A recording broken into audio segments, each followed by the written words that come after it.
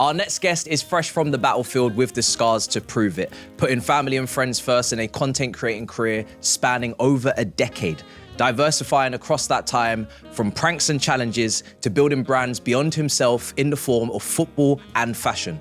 A part of one of the biggest YouTube groups on the globe. Sometimes you can catch him playing padel, and sometimes you can catch him hosting shows.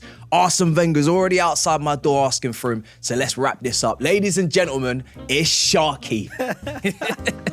That was good, brother. You good? No, that was good. I had to personalize it for you, man. I like it. I've done my research, I've done my due diligence, but I've also just been casually watching the journey. It's an absolute pleasure to host you on the pod, man. Thank you, man. It's a pleasure to be here. You're smashing it, by the way. Thank just you, wanted man. to put out there, you're actually smashing it. And I've seen a couple of episodes of Fully For Out. I've seen clips go everywhere and all of that. So well done. You've got a great show on your hands. It's a pleasure. You have a very unique and comforting interviewing style, and I think that's what gets the best out of your guests. So hopefully it'll be the same today, because I love a conversation. Nah, thank you, man. It's a pleasure to host you at my home. Hasib as well with us in the back end as well. Listen, I have to start with the shoulder, because I usually ask my guests how they are. Yeah. And as I greet you outside my yard today, I said, oh, raw, I might actually injure him if I don't certain angle. I need to high five him this way. I had a sling on. Bro, I was stressed because I was like, the pain that you must have felt in that moment. I almost felt that pain because you're on the pitch in a dream scenario, playing under one of the GOATs, having the game of your life, and you're injured. Mad, innit? Bro, what was going through your mind? You know what it is? I've been dealing with injury a lot last few years. Yeah. And never had injuries growing up, just like apart from the ankle twist. So this last match was the last match for hope, the final showdown. I said, you know what, I'm not gonna let myself be injured, because I played the last two, especially the last one with painkillers and everything on my knee. So this one I really locked in for the last 3 months. I was like, you know what, I'm gonna really train, make sure my body's at its strongest point. And I even said I'm gonna play centre back to avoid further injury, because I'm a midfielder. I don't play centre back. Yeah. I've never played centre back. So I put myself in defence because I thought that would avoid the melee of, because I like to dribble, I like to, you know, like they used to call me like a Diaby or. I could see it in your style. You were progressive. You were confident. So I like to dribble in midfield, but that obviously gets me kicked and hacked. So I went, I want to play centre back, more mature, and couldn't avoid the injury, man. Saliba's commenting. Saliba called me world class. I'm comparing. I'm seeing David Luiz. I'm seeing ball carrying ability into midfield, passing, breaking lines. It was good, man. I enjoyed myself. Arsene Wenger's asking you, "Can you come back on? We need you back," he said. We need you back. Just to hear those words from Arsene Wenger as an Arsenal fan. I wouldn't have had him say those words if I didn't break my collarbone, so it was worth it. And I heard you say on SDS you kept the scars as well. Yeah, I didn't have, they gave me an option. Should I get surgery? Should I not get surgery? Some people break the collarbone and don't get surgery, but I said, nah, you know what? Obviously, there's other factors involved, because where I was, the hospital was amazing for it. I was like, if I do the surgery, I get a scar. Yeah. This scar has now got the best story ever. I broke my collarbone playing in a World Cup stadium. I broke my collarbone being teammates with Eden Hazard, Marcelo, Diego Costa, and I broke my collarbone with Arsene Wenger telling me he needs me back on the pitch. And I was like, you know what? That's a story I could tell for a lifetime. Evidence. And I've got the evidence because I've posted the clips. Luckily, I found the clips. Yeah. And it's one of them ones where I was telling people after, you know, oh, Wenger said, we need you to go back. He didn't want me to come off, and people didn't believe me. Because they're like, oh, you just high off whatever they gave you in the surgery room, you know? And I was like, no, trust me. And then luckily I found that footage, and it was the best thing ever, because I think he even said, you know, because it's a charity match, we were winning 4-1, and they were thinking, you know what, we've got to make it more balanced, make some changes. Yeah. And I think Arsene Wenger was like, Sharky and Ginge can't come off. Like, my two centre-backs aren't coming off. Is that a pinch me moment for you? Because it's like, you've grown, and we're going to get into your career, your success, but it must be sometimes difficult finding that dopamine when things get normalized in terms of, you know, doing shoots and meeting certain people and celebrities, and, you know, but that moment maybe just keeps that dopamine going where, nah, you haven't done it all. Yeah. You can still create, you know, original moments for yourself and be like, rah, this is like out of body experience. It's spot on. I think it's what you said there, the dopamine, it's, that obviously is now up the tops the list of experiences I've had, you know, but it's so weird because I'm so grateful, you know, and it's like, this is amazing, and, you know, I'm still young. I mean, I just turned 30, you know, I'm still a young man, but with the stuff I've experienced and I started, you said obviously a decade, so I started just before I turned 20. So my whole 20s, that decade, 20 to 30, is online.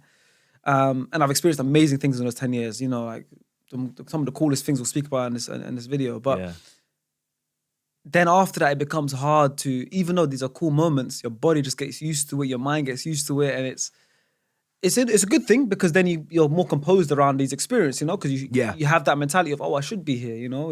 I've experienced these kind of brushing shoulders with these amazing legends in all these industries. But then, so that's the good part because you don't get lost or carried away, and you don't.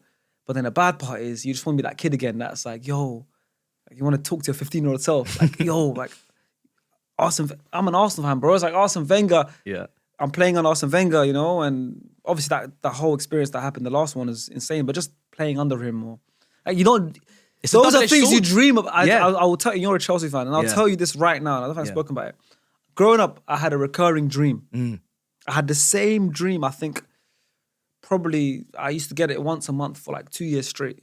And every kid dreams about being a footballer. Yeah. But mine was always that one little scene. And I don't know why. And it was me playing as an Arsenal player, playing against Chelsea in the FA Cup final. I don't know why. Yeah? In the FA Cup final. Is that Drogba trauma kicking in right there? Probably. But I used to dream about playing. That's why I love the FA Cup. I used to dream about scoring a winning goal as an Arsenal player against Chelsea in FA Cup. It was red versus blue. It was Wembley Stadium. It was a sunny day in May. And obviously I never became a footballer, and I played football at a good level growing up. But then when I'm playing matches like that and I'm looking to my right and Arsene Wenger's giving me instructions. Like, Faysal. And Faysal. Okay. Did I fulfill my dream? And I look right, I see Faysal, I'm like, oh no. It's just, you know. But it's so weird. It's hard to really describe it because you have to remind yourself. Yeah. It's in the moment, I'm just like, I'm telling Arsene Wenger, yeah, give me 2 minutes, I'll come back on. Yeah. Like, I'm just in the zone. It's not until after when I'm alone in my bedroom and I'm talking to my younger self and going, yo, this has happened. Yeah. That it kind of comes over me. But it's tough. It's tough. And the adrenaline's kicking in as well. So maybe you're not feeling the pain in that calm moment. I don't know. And obviously Arsene Wenger's giving you maybe an instruction. The boy in you is going to listen. You're going to want to go back out there. And I watched the episode where you was, I think maybe first coming back from the hospital. Obviously you stayed over in Doha a bit longer to do the surgery and whatnot. And Faze was like, this is what happens when you hit 30. You know what I'm saying? Like, welcome to Unkland. Welcome to the next stage, the next decade. But you had injury issues in the past with previous matches, did you? The last couple is so sad. Yeah, because obviously I grew up playing football. I played at a good level, you know, and then YouTube came about, and obviously football was never going to be a proper viable option. But even like my first 5 years of YouTube content, I was playing loads of charity matches. A lot smaller ones. Charity matches didn't get big till recently. And I was playing really well, and like my reputation was, okay, Sharky's really good at football and all that stuff. And in the last couple of years when the matches got bigger, unfortunately the timing of my body failing on me and the matches getting bigger just didn't line up. So I've been getting a lot of injuries recently, like knee injuries, hip, or whatever it is. Yeah. Which has meant that I played matches just never. And I'm not a footballer, so it's like whatever, it's content. You know, you share a pitch with players I've never played in life. So but I just like taking football serious because I like football, no matter whether it's ball legal to speak about probably or match for hope or whatever. Yeah. So it's sad because I'm like, in my head, I know how good I can play, but then I'm on painkillers or I haven't played any football in 6 months prior to this match because I can't, because I had this injury or, you know, but, you know. That's the way it goes sometimes. Yeah. I was thinking, right now, I'm in a good place now. Yeah. Because it was definitely a bucket list moment for you. Yeah. So, and especially with those ex-pros, you want to impress, you want to perform. I get it. I was thinking when I was watching, I could have been that liability fullback right next to you. Is that what you played? Fullback? Yeah, I played fullback. Obviously, we're legally blind. Hasib knows the drill. Edgar Davids, though. You can do the Edgar Davids thing. The drop-off is coming. When the ball's in the air and you can't see it, I said it to Specs, you can't judge the flight. Things can happen. I could have been that Timikas. Yes. There's people that make it, but they're liabilities. Yeah, man. Why? Not everyone has to look up to Ronaldinho and Ronaldo and Messi. Sometimes I want to be Tsimikas. Where's that third choice goalkeeper? I respect it. You know, I respect Scouts need to cater for everone. Let's not discriminate. Facts. You know There's a dream for if you see a mistake in me, look in. Maybe I want to be a Bettinelli. Do you know what I mean? That guy's even worse than Scott Carson. At least I don't remember him playing any first team matches whatsoever. But listen, show and tell as well. Oh yeah. Brother, I've never seen any. This is by far the most like, obviously everybody's show and tell. I'm intrigued, but you've brought a box like that looks like it's got hundreds of thousands of pounds inside. Briefcase. Yeah, I'm like, yeah, are you about to change my life? What are we doing? I don't What's know. in here? I didn't know what to bring in it, and I see was at my house. And as I was walking out, I was like, "Oh, let's just bring that." I haven't opened it in a long time. It's probably super dusty, but yeah, it's a briefcase. It looks like, And it's got YouTube on it. Yeah. And I'm like, obviously, you're a YouTuber. Oh, I'm gonna have no. to use one arm. Oh my but yeah, so you Oh can my see days. that. So you know what? This is obviously a thing that's. this is what I think it is. I'm it's about super- to get it's su- super gassed. Nah, it's super cool, you know, and it's like it was one of my dreams to even have one of these. It is pretty heavy. It is. Oh, it's what I thought it was. Oh, the diamond plaque. God. Yeah, it's got bare fingerprints on it. I'm gonna give it to you like a one hand. Oh my days. I It's feel like I heavy. shouldn't even touch this. You know when the players say heavy. don't touch the trophy Yeah, before the that's what it is, final? essentially. That's how I feel right now. I feel like I shouldn't be touching this, bro. Yeah, it's It's diamond heavy. plaque. Yeah, from Beta Squad. So we all got one each when we hit 10 million. You ever lift weights with this? Yeah, Bicep that's curls? what I'm doing my rehab on my arm. My Yeah, God. it's pretty cool. I need to give it a bit of a clean, but it is. And it's each special. one of you got one. Each, yeah, we got one Yeah. each when we hit 10 million subs. The a couple diamond years play ago, button. which is it's insane. As a YouTuber, Yeah. I don't want to touch it for too long because honestly, I think it's bad luck. even right now, I'm thinking, shouldn't I? As a YouTuber, it's a dream to be a YouTuber for me. It's my third channel that we're on right now. Yeah, amazing. To see that in I've never seen one of those in person. Oh, wow, That yeah. is like that is a madness. Even when you get the 100K, I'm sure you'll remember. Of course, long time ago now for yourself. But when you get that 100K, you get that they got a plaque, like an award thing. Yeah. But now you can actually buy the plaque, which is a bit more physical. We've got one up there. Sick. It's yeah. How did that feel? Yeah, that to was receive mad. that. That one's insane because obviously I've got a few channels as well, and thankfully I've managed to get quite a few achievements on that. But I mean, I've never on my personal channel hit heights like that, right? So doing it with the boys was amazing. Like we all had our own channels when we met, but we were all small YouTubers. We all kind of grew together in the content side of things. And then when we first moved in together, like make that channel Beta Squad, have all of our dreams all aligned, to then, you know, and even with the Beta Squad story's been so up and down early on. Like there was times where 2021 we didn't upload a single video. You know, we had disputes with management, all that stuff, COVID. So it's all the times where we all had conversations where we generally said to each other like, yeah, we're done. Like, there's no Beta Squad. Let's just wrap it up. It's not working. It's not viable. Yeah. To then turn it around over a couple of years and then hit 10 million subs together and get that plaque each. It's better to do things with your friends than yourself sometimes. You know? Yeah. Achieving things by yourself is cool, but then achieving it with like-minded people that you're so close to, you've come up with, you know, and, you know, so when I look, I mean, I haven't opened it in a while, but whenever I do and I look at it like that, it reminds me of the first convos we used to have. Yeah. When we had nothing. So it's mad cool.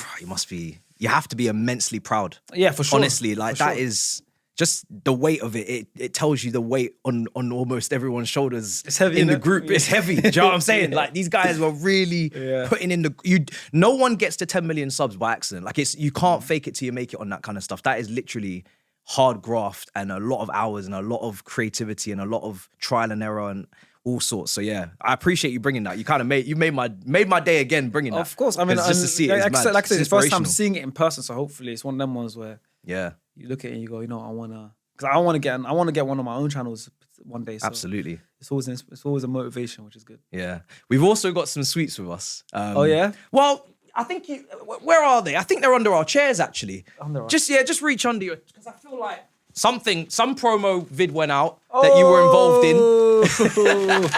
Bro, I don't know how, these are obviously flying off the shelves, Yeah. Bro, I went Morrison's, Co-op, Sainsbury's, I couldn't find any of them. That's where your problem lies, because we clearly said it's exclusive to Sainsbury's. Oh, is it? So why when I'm reading in the bio, I'm seeing all the different shops, so I got Because- confused, all the no, different but other flavours. This pack, The the Beta Squad one is exclusive to I'm Sainsbury's. a fool. Yeah. I was But up the and other down ones, West London yeah. like an idiot, seeing all the blue, red. I said, yo, where's this one? Yeah. Makes sense now. Sainsbury's right now, yeah. That video was brilliant. Do you like it? Yeah. It was cool. It was different, you know? Any skit, Yeah. any like, Yeah, I know you like that stuff. I love. tell. Yeah, I I just can love tell. to see a bit of production and a bit of acting and a Yeah. bit of. It felt like a little mini movie. Do you know what I mean? A 100%, short that was the film. aim. Bruh, this is quite cool, man. I must say, and as a content creator that looks at, you know, different IPs and can you branch out, right? And yeah, for you guys to make this was quite cool, and it's like I said, it seems to be doing incredibly well. No, big up Nico. This is obviously his thing. This pack is a bait squad pack, so we came together to make this, and you know, obviously grateful for Nico to bring us in, but he's been smashing it with this, man. Like honestly, this is the 4th flavor he's released. Yeah. And every single one flies off the shelves. You know, I think this is going to be around for a long time. Yeah. And it's genuinely an amazing product. Yeah, they're nice. It's like, honestly, also the fact that it's vegan, the fact that it's halal, for anyone can have it, but it's honestly an amazing product. I said the same thing to Nico. There's times when, I mean, obviously, before it was a while, he got angry at me one time because he saw me buying it every week. I'd order it, I'd go to Co-op and buy it. And he goes, bro, what's wrong with you? I said, why? I just like it. He goes, bro, you're part of Beta Squad. Then put you on the mailing list. I'm like, oh yeah, cool. So now, but then the problem is now he sends me too much. And I'm like, oh my God. So I give it to my siblings, I give it to family. But yeah, these are, honestly, the fact that I spend a lot on these, I spend a lot of money on these myself, shows how much I like these. It's nice to support your friends as well and just buy it organically. Yeah, of course, man. Like, do you know what I mean? So I completely get that from your side. Genuinely really good, guys. If you've never tried it, you got to. I'd say we would eat them now, but we can't chew on camera and in the mic and all that. So, but yeah, no, these are top class, man. I enjoyed the promo of it and the creativity. Thank you. Thank you. We have to start with, I think your early part of life, because now, correct me if I'm wrong. Is it fair to say that maybe you're a bit more introverted than this career would suggest? I see you as quite someone that is quite maybe observant and quite calm and quite relaxed, even though content creators obviously built up to be showman and you got to be loud and you got to be shouty, whatever, to kind of grab attention. I've always watched your content and seen you in different formats, whether it's hosting on the Arsenal channel, whether it's in a group format, on your own channel. We'll get to it. You know, first video I saw was with Hasib, right? Yep. And you've obviously grown a lot since then, but is that fair? Like, are you an introverted person, do you feel? I mean, I'd say so, yeah. I'd say growing up, I definitely was a lot more. Public speaking, getting on stage in school, none of that was my thing. I was someone that maybe like within my own circle of friends, I was bubbly and whatever. But no, I think outside of football, I wasn't really outgoing kid. You know, I wasn't really a troublesome kid. I mean, Hasib's there as well. You can vouch. You can attest to this. You know, like I didn't really get in trouble in school like that. I never got expelled, excluded. I never got in trouble past the point of having a detention for not doing your homework, you know. Really? So yeah, I was always just like a normal, good kid, I'd say. Never like really a rebellious kid. So growing up, I think it was that way. I had played football, so YouTube wasn't my dream. And I've said it on camera many times. I think I'm the only one in Beta Squad where YouTube wasn't his dream. Yeah. Everyone else, Nico was doing it from 12 years old. Kenny, same. Chunkz wanted to do it from even younger, and he's a class clown. He's always been a class clown. And AJ's been fascinated with cameras and media, and he studied that. So I'm the only one that kind of fell into it. You know, I was more chasing the football side of things, but I just fate. I just randomly stumbled across Spencer FC's videos. I was watching Sorority Kid and Wheel of Fortune. Yeah, the Wheel of Fortune. All of that stuff. Yeah, one summer when I realized football wasn't going to happen. And then Wembley Cup came around, the first ever Wembley Cup, and it was him. He put a team together against the Sidemen. And at that point, I'd only known who KSI was. KSI, Joe Weller, F2. I didn't really know anyone else. Yeah. And literally a month into watching YouTube obsessively, bear in mind, it wasn't like it was early days. I was watching it by the time Sidemen were established. Yeah. I just went, I want to do this. Literally, I had a friend that had a camera and he was happy to help us film. He was good on Photoshop. Yeah. Which at the time I thought would translate to being a good editor, even though Photoshop and video editing is different. Yeah. And then obviously I see was down to be my first video. We made it, and then it took about 4 weeks to turn that one video around. Like, really? It was crazy. Yeah, it was a simple video. It was just FIFA, forfeit FIFA. Yeah, on Twitter, they're getting onto your Hasib, you know. Yeah. Say, oh, what's going on with the latest video? It's taking too long. That's what I'm saying. So Hasib hasn't lost it. So, yeah. This is a common thing. 4 weeks. But yeah, like obviously, he didn't end that first video actually. But yeah, so it took a while, but yeah, I just did it. And then luckily as well, again, I'd released my first ever video on the 1st of September. On the 6th of September, 5 days later, I just randomly came across Chunkz on Twitter. Oh, really? I was a YouTuber for 5 days before I met Chunkz. Right. 5 whole days. It was a fate. So talk to me about the process. We didn't know each other before. This is a lot to unpack. So talk to me firstly about the time that you first maybe purchased the camera or you set it up? Because in that video, is that your first video, you and Arsene? Yeah. That's your first one. So none of it was mine. That wasn't my camera. Yeah. It wasn't even my house. It was my bedroom, my friend's bedroom. and is I didn't even know what SD card was. I swear. so mentally you're trying this for the first time. Yeah. This is a new thing that you're kind of getting into. Are you nervous? Are you, because as you're presenting, obviously you're really young at that. How old are you at that point? 19. 19. So are you nervous? Are you overthinking things? Are you worrying about like how it will be perceived? Because obviously YouTube at that point wasn't considered a cool thing. No, not at all. It was very, and I saw a clip that went around on socials. It was a cringe mountain concept. Yep. And basically any or most creators, KSI, all these guys probably be the same. A lot of the general consensus around their content at the start would be this is cringe, or this is embarrassing, or what are you doing? Put the fries in the bag. 100%. You know what I mean? Like, you know, this is crazy what you're trying yep. to attempt here. It's not funny, it's not entertaining, it's not interesting. Did any of that dawn? Did you have any doubt? Did you have any nerves? Did you have anybody kind of creating that dynamic where you were like, maybe I shouldn't do this? Yeah, that was always there. Especially because early on, you know, we're kids from Northwest London, Somali background. So there was a lot of, early on it was like, what are these guys doing? Because there wasn't anyone before us from our background, really, and our area. There wasn't. So we were just acting fools on the internet. What are you guys doing? You know, sometimes we'd put wigs on for Nico skits, you know, to play characters, or we'd slap each other's necks or do rap battles, and we're in character, and so, you know, dark humor was more popular back then. And so, yeah, there was murmurs. There was people going like, what are you guys doing, you know? But I think we didn't really feel it. We didn't really care. I didn't really feel this. I don't know. I always had this thing of, I'm just going to try. I don't care. Like, I just felt like, because I was such a quiet kid, I always, I think maybe found my energy through like being an impressionist. So not like in the actual sense of accents. I'm talking about, I'll see someone doing something, I want to do it as well. Yeah. And I'm just faking it till I make it. Yeah. Before YouTube, me and Arsene ran a blogs page and we were writing articles, football articles. Okay. It's still up now. Yeah. And I'm writing, I'm not a qualified journalist. I never was. Yeah. But I'm basically impersonating one. So I'm actually going, like learning writing styles, all that stuff. And then I'm writing articles about the Champions League final. I've got one about Petr Cech's move to Arsenal, because back then it was 2014 times, 2015 times. And I'm writing about that. And once I got bored of that, I was like, okay, YouTube looks fun. Let me try that. And I'm impersonating a YouTuber. Yeah.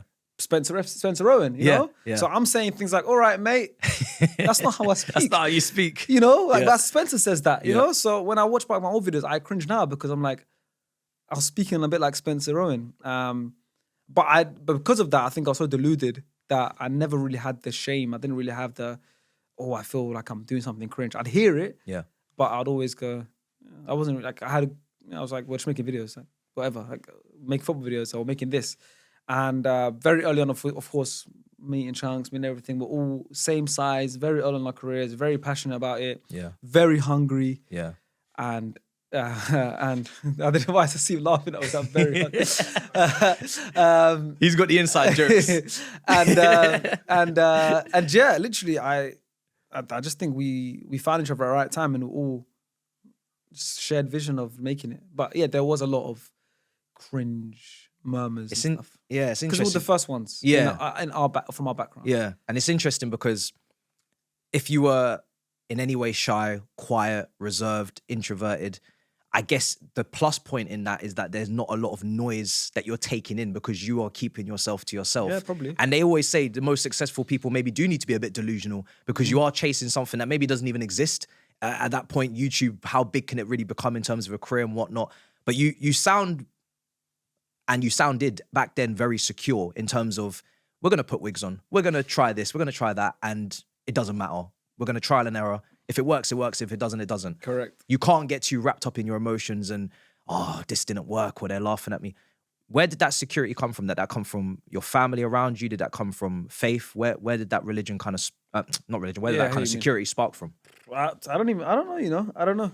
Probably mixture of everything. I'm not going to say I was the most secure because there's times in my career where I'm very insecure and I've spoken publicly about imposter syndrome and everything. So I'm not going to say I was like this. I've always been this guy who's very, you know, sure of himself. I'm not. Like I always, even till now, I'm always having times where I doubt everything. So that I'm not going to pretend to be something I'm not. But I've always just growing up had this, I don't know, like internal confidence of something. Wherever it is, that's why I always took risks. That's why I left my school to go to a random college that took me 2 hours to get to every morning by taking 3 buses just to play football. But to play football at this college that was linked with Tottenham, I'm there wearing a Spurs kit for 2 years, even though I'm the biggest Arsenal fan that everyone knows me for. I don't care. You know, I'm going to take the risk, and I'm leaving my house at 6 a.m. to go there. Or that's why I didn't go to uni, or I went for 2 weeks and I dropped out because I wanted to do YouTube, even though I wasn't making a penny. Yeah. I don't care. So I've always had that I don't care attitude because I always had this internal confidence of how bad could it be? Like God's got me. Like worst case, I'll just try everything. I was like, what? When I was going to college, I was like 17, 18.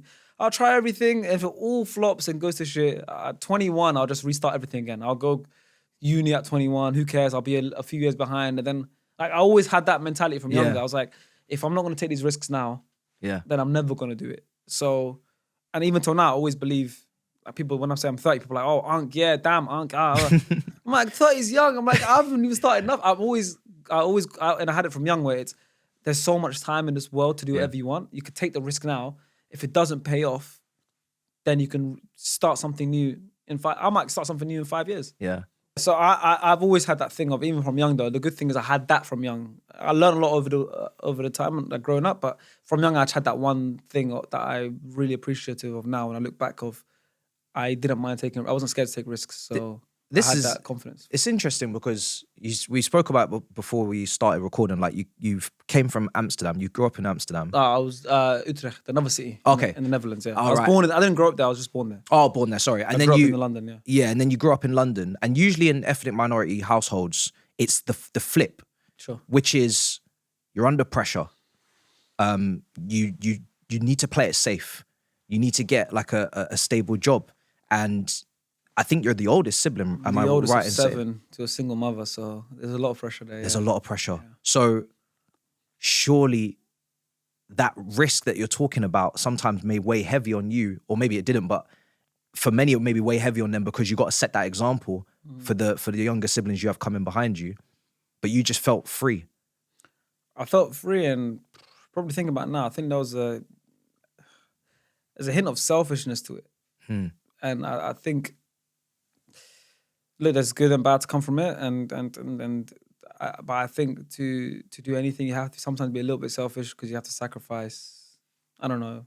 Yeah, I agree. Some people's happiness sometimes, you know, I have to let down my mum right now, but it's gonna pay off, you know. And luckily it did. Like that, you have to be a bit selfish. So I think there's a hint of selfish because also I've got younger siblings, and to chase my passion of YouTube, I moved out to go live with the boys and make more content and grow 8 years ago. Yeah. My siblings are growing up from 11, 12 in 8 years, going from 11, 12 to 19, 20. That's 2 different humans. So obviously, even though I am good, I'm not saying I haven't seen him in 8 years. No, but you miss out on a lot. You miss a lot. Like, sacrifices. So there's a hint of selfishness, but you have to, I think, you know, and luckily it paid off, and my mum tells me how proud of me she is. So, she's happy, and my siblings are good, and they're all growing up, and they're all going, you know, through their own stages of life, and it pays off. But you have to be a risk taker. You have to be a bit selfish early on, and I think luckily for me, I had that. So. There's different ways to set an example, which is what I'm kind of gathering from this. Is you can certainly stay safe and be in the house and be present and follow the kind of instructions and the orders, or you can take that leap, and they watch you take that leap of faith and say, no, he's really backing himself, our older brother. Wow, look at him go. And it did work out, and what an example that is to set. You touched on, you had a single mum and a family of 7? Yeah, I'm the oldest of 7 kids, yeah. What was that like growing up in that environment, that household? Did you feel like you're the man in the house? Maybe you're feeling that leadership, that kind of pressure to kind of not provide, of course, because you're not working, but almost that pressure to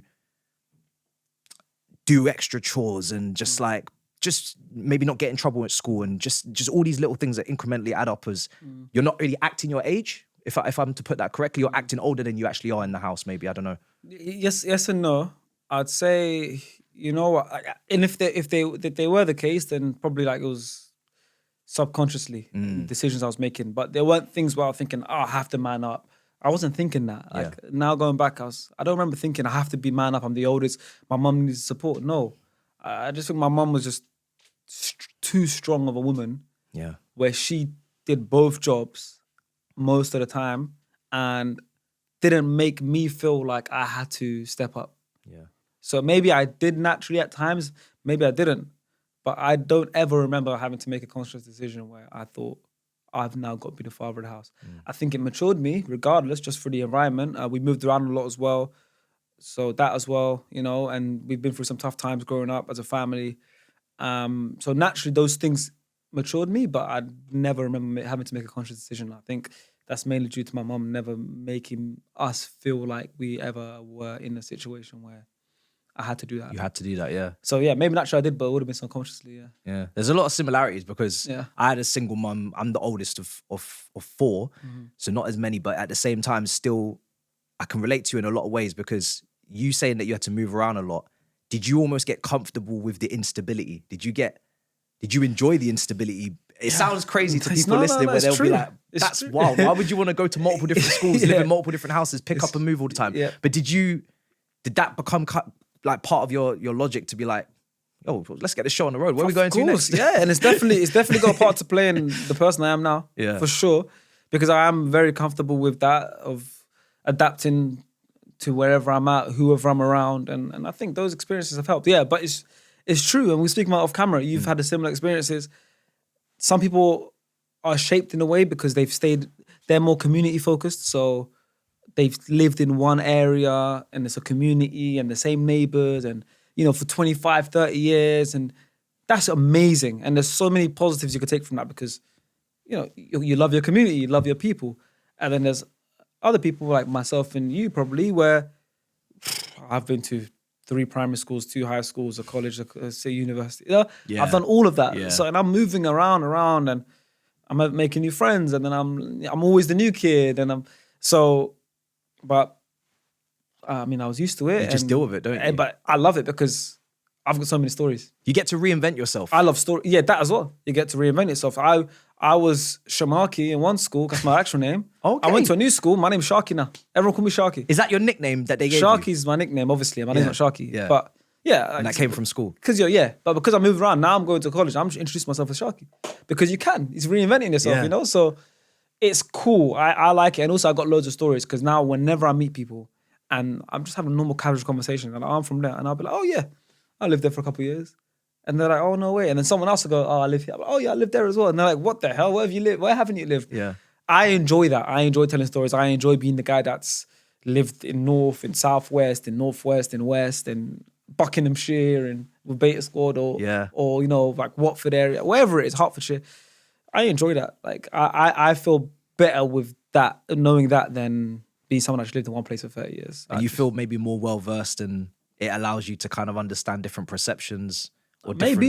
Yeah. I'm not going to say there's something I've, like I said, consciously made an effort to do, but you just pick up those things because the environment is part of what shapes you. And my environment always changed. Yeah. So mixture of loads of environments have changed me probably, shaped me. So in school, was you considered quite popular? Was you considered, what was kind of not popular, your role, not unpopular? Yeah, not popular, not unpopular. Yeah. I was like, for example, Hasib was there. Hasib was a popular kid now, yeah. You know? he was the popular kid. The shot caller. Yeah, the baller. He was definitely a lot popular than I was, yeah, for sure. I had friends everywhere in the school. Like I had my football friendship group. I had friends in certain classes. I had friends there. I was friends with the quiet kids. I was friends with the popular kids. I had no problems with anyone.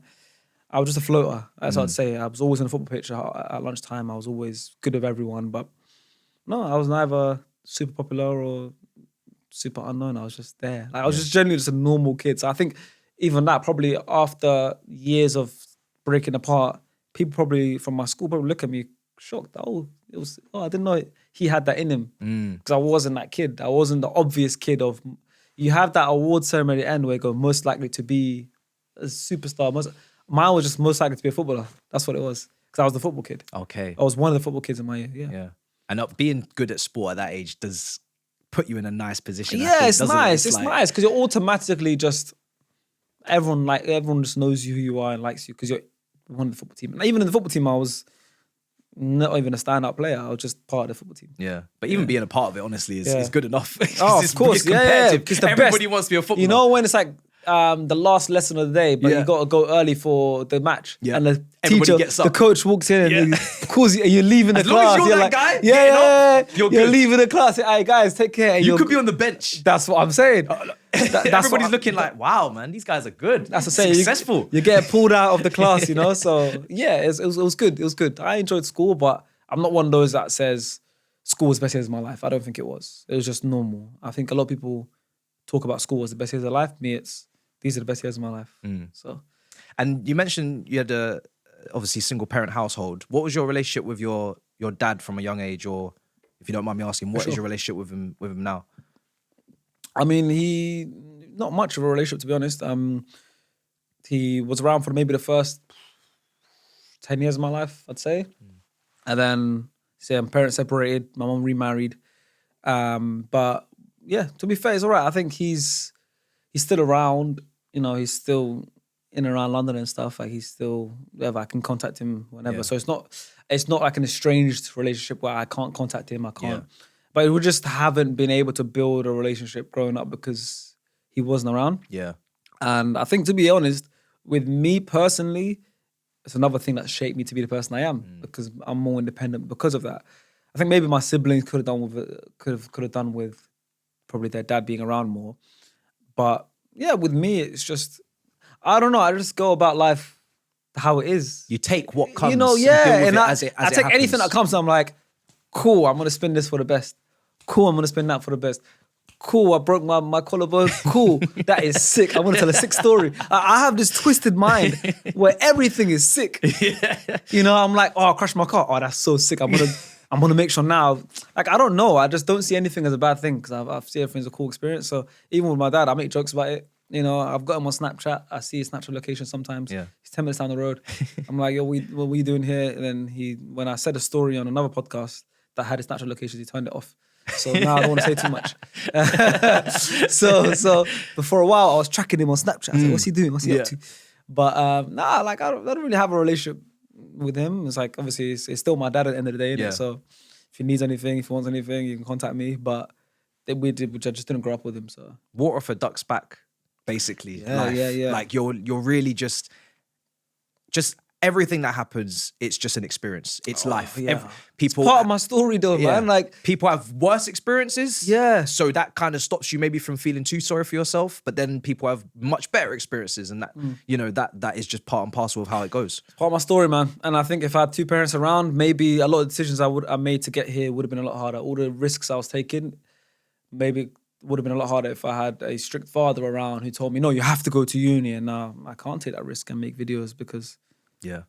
So I wouldn't be here. If I had two parents, I wouldn't be sat here being interviewed by you, Matisse. Yeah. So it's just the way everything was meant to be. I genuinely believe everything was meant to be the way it was for me to be here. I was meant to move around so many times. I was meant to leave all these primary schools crying because as a kid, I don't understand. Why am I leaving my friends? But it led me to ending up at Harrow High School, which is my seventh school. And Harrow High School, I met Hasib and I met Faysal and I met my other friend Lawai, who was the one that I used his camera or his bedroom. Yeah. And if I didn't move all those schools and I didn't land on that seventh school, I wouldn't have met these guys. And if I didn't meet these guys, I wouldn't have started YouTube. If I didn't start YouTube, I wouldn't have, taken the risk of not going into uni and bunking off uni to go to Chunkz' house and making videos. And if I had two parents, my mum and dad might have, or one of them might have been against it. And then everything's meant to be the way it is. So I can't feel sorry for tough experiences, which I have had like everyone else, but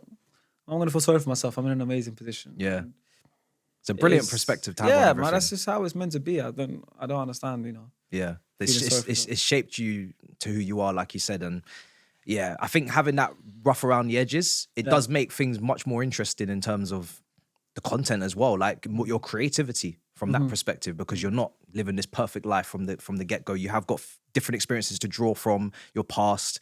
It certainly helps. I wanna touch on your channel, even though, is that your first? So your first video with Hasib, in what order is that in terms of in relation to making videos with Beta Squad? Is that the first video with Hasib was my first. That's your first ever entry video to YouTube ever. Yeah. I didn't even know the Beta Squad before then. Yeah. So when you put that first video out, are you thinking about how many views it gets, how many comments it gets? Are you looking at the comments? Are you looking at what is going through your mind when that is getting released? I guess not really. You know, before I started YouTube, you know, I was heavily a part of football Twitter. Okay. So I was a football Twitter guy. But back in the day, football Twitter is different to football Twitter now. You know, when you see the trend recently, 2016 versus 2026, and everyone was posting their pictures. It's like football Twitter 2015 versus 2025, 2026 is different. Football Twitter back then, it was no one was showing, even still now, people weren't showing their faces, people were trolling. So I was part of that world. And that's another part of me just going, I'm just going to be an impressionist. So football Twitter is popping now. When I was a fan, now I was the football Twitter guy. And so, yeah, I think then I made a YouTube video, I posted it, and it did really well, to be fair, because I had that football Twitter audience. Yeah. It did really well. I had like 200 views in the first couple of days. I was buzzing with it, got 1,000 views in a week. But I wasn't really watching the views. It wasn't until when I'd met Chunkz, which was literally very soon after, it was 5 days after my video. Yeah. And we got close. It wasn't until then where we would do this thing where we wouldn't go to sleep. We'd be on the phone all night. Yeah. We'd both drop on the same day. And we wouldn't go to sleep until we hit 100 views that night or something. Oh, really? So he'd post, I'd post, we're obviously on the phone. And then he's going, what's your video? And I'm like, oh, it's on 76, calm. What about you? Oh, it's like 80 something views. We just dropped it early that day. Oh, cool. Mine hit 100 views, bro. See you tomorrow. Good night. I'm like, oh, damn, mine's still not hit 100K yet. 100, not 100K. Yeah, 100 views. I'm saying 100K now. Yeah. 100. I'm like, oh, damn. So I'm staying up. And then eventually it hit 100 views. And then I go to sleep. But yeah, that was the thing we used to do. But yeah, apart from that, it was just obviously naturally, I didn't hit 1,000 subs till I uploaded my first video in start of 1st September. I didn't hit 1,000 subs till start of April. Yeah. So almost like 8-9 months. That's mad. Yeah. And you know what? Like, because this is, like I said, this is my 3rd channel. So I'm now starting to almost reminisce through you what it was like to go through that grafting, that grinding stage. Do you miss that in terms of that kind of innocence of not really understanding how much views are really worth in terms of 100 will do? That would be brilliant. I'll go to sleep now. 100%. Do you know what I mean? Forget the monetizing, or there's investment, or there's pressure in terms of you got people to pay, and like it's a big business, all these things that kind of come with the success and obviously the growth of YouTube and the changing of it. Obviously it was different, way different back then. Do you miss the innocence of how it was back then? I always do. You always miss. But obviously, when you're in that, when you're in that moment, you're like, no, I want to make it. Yeah. But now I'm like, oh, I actually miss those days because we were just trying anything and everything. We were being super creative. We were, doing whatever we could do. Rap battles. No, I will do this now. I'm going to do this. I'm going to do saying yes to everything for 24 hours challenge. Now I'm going to dye my hair blue. It was so fun. Yeah. It was so fun. But back then it wasn't. Like, it was obviously, but back then we were broke. We didn't have money to do anything. We were saving up. I couldn't. I'm walking to his house for 30-minute walk rather than taking the bus. I could save that £2.50 for lunch. So back then it was hard. Obviously it was fun as well, but thinking about it now, I'm like, those days were actually, the innocence of it was it's like being a kid and getting like £10 for your birthday. Yeah. And like that £10 is like, wow. Yeah. That's a £10 that I'm going to keep for my next birthday. And if I get that's £20. Wow. Then I can actually potentially invest in something that I really want. Wow. Like 2 years to invest. You're a businessman. It's about investing. Bro, in school, we're selling cookies, donuts, drinks. We're thinking, how can we pay for this Xbox? Now, like the value of money as you get older, it's incredible. You got to make sure that £10, that first year, you got to spend it because otherwise you'll be in a surplus. So you got to make sure the next year you got to spend the £10. Because if you save money, your parents will be like, oh, I didn't need the £10. It's true. Hey, I learned at the office, man. Is that what it was? I learned in the office, bro. If you get £10, you got to spend it all because then next time they know you need £10. Yeah. If you get the £10, you only spend £7. And now next time they'll go, oh, you don't need the £7. They give you £7 next time. Yeah. You got to be smart. Don't let that money box build up too much. You got to show that you're really starving. You're really striving for more. You got to spend it, bro. And on your channel now, it's not active. Your biggest channel, your main channel. I haven't put it in a year. Is that kind of almost Mr. Beast YouTube production increase, everything going up in quality? that pressure to kind of put out a certain level of work? How does that kind of play with your mindset in terms of that channel now? Yeah, that channel is very much, if I want to put a video out there, it's got to be something that's good and worthwhile. But to be honest, my mentality shifts around it quite a lot. Now I think soon there'll be a reverse. Oh, really? There's going to be the appetite for those big production, Mr. Beast, big money. Those videos, the appetite is dying a little bit because people are now, they see that they're tired of it. Now people are longing for real, like just vlogs again. And like, you know, everything's cyclical. You know, everything's like a cycle. Clothing, everything is like, chinos came back and then it's going to come back again probably in a few years. Everything comes back around. So I think with YouTube, I think soon it'll be, people are going to be yearning for the Casey Neistat style videos. Because people now are just tired of, I've seen the pre-production videos don't get me anymore. You know, for viewers, they don't excite them anymore. Now they just want to see real. They just want to feel something. So, and that's where I think I thrive. I think that's where I grew a lot growing up in my channel, where it was just fun videos of me and my friends. So I think I'm going to probably navigate towards that. There's still a certain standard and level you got to hit because you have a lot of subscribers, and I am part of Bait Squad and we do prioritize, we value high quality content. So, you know, so there will be a level of content I still want to hit, which is the storytelling aspect. The editing will be good, but I think with the way the videos are going to be made, it's going to feel a bit more personal. Like it's going to feel like I'm holding the camera, rather than someone else holding the camera. It's a big difference. So yeah, I actually am getting to that point where I want to start making videos on my main channel again. But I'm just in the process right now of planning out videos. But yeah, a long time it was the pressure of. When did you sense that shift? Because your early videos are, you know, off the dome. They're your authentic self in terms of obviously now, but you have to put it through an editing chamber and you've got to really analyze it and you've got to check the retention and the statistics. Whereas before you wasn't thinking about any of that. When did that switch happen for you? And how long did it take your mindset to get to this new YouTube world where it might kind of create like overthinking or, you know? You just go with the times. I think in those 10 years where we've been doing content, or I've been doing content, it's changed so many times. And to people then, what happens is, like anything, a lot of people then fall off. That people that aren't willing to change all the times, they'll fall off because they're so stuck in their old ways. So it's changed so many times, and so you have to change so many times. You have to adapt to survive, you know? So yeah, I think it's just natural. It's okay, this is what's working right now. How can I do what's working right now but still stay true to myself and sprinkle my own personality into my videos? And then you're doing that, and then after a while, this is now someone else grows. It's like football, you know? A new manager comes in, changes the whole league, the way they play. De Zerbi comes in, now Pep's doing something different, even though Pep's obviously a great manager, the best, but then he might change something because of De Zerbi. And that's what happens, isn't it? So someone else, Mr. Beast does this, and now everyone's thinking, cool, now I've got an intro on my videos, the hook's got to be strong for the first 30 seconds, now I'm doing that. And it's just how it works, and I think that's what's kept us afloat for this long, because we've always been able to adapt. We've always been willing to adapt. And also you got to be able to trend spot. You got to be able to know what's happening next, you know? And I think by doing that, you kind of like keep your ears to the streets, to the ground, to the content, to like the audience, seeing, cool, this person's not, their videos aren't flying as much anymore. Maybe it's because people are now not excited because their brain now is just so used to like on TikTok and this and short form and that and YouTube Shorts. And so now they're so used to just everything's 100 miles an hour. Some people now, it tickles a different part of their brain now when you give them slow videos again. And some of them are like, oh, I don't know why. There's a build up. I like this. I like this. Like my brain's so used to, now it's actually, I want to see someone I just like, and vloggers are doing well again, and it's turning, and it's the way of the world. Do you prefer that? That shift to come back, like you said? I do, because then I can just make videos where, obviously, like I said, you still have to make the video enticing. The thumbnail's got to be strong. The title's got to be strong. The concept has to be strong. So I might still make a video where I'm testing out this 5-star hotel in another country. Of course. But it's the style of the video I might change, which is more style to me. So the packaging will still be big packaging because it's a CTR. You want people to click on it. But the style feels more personal.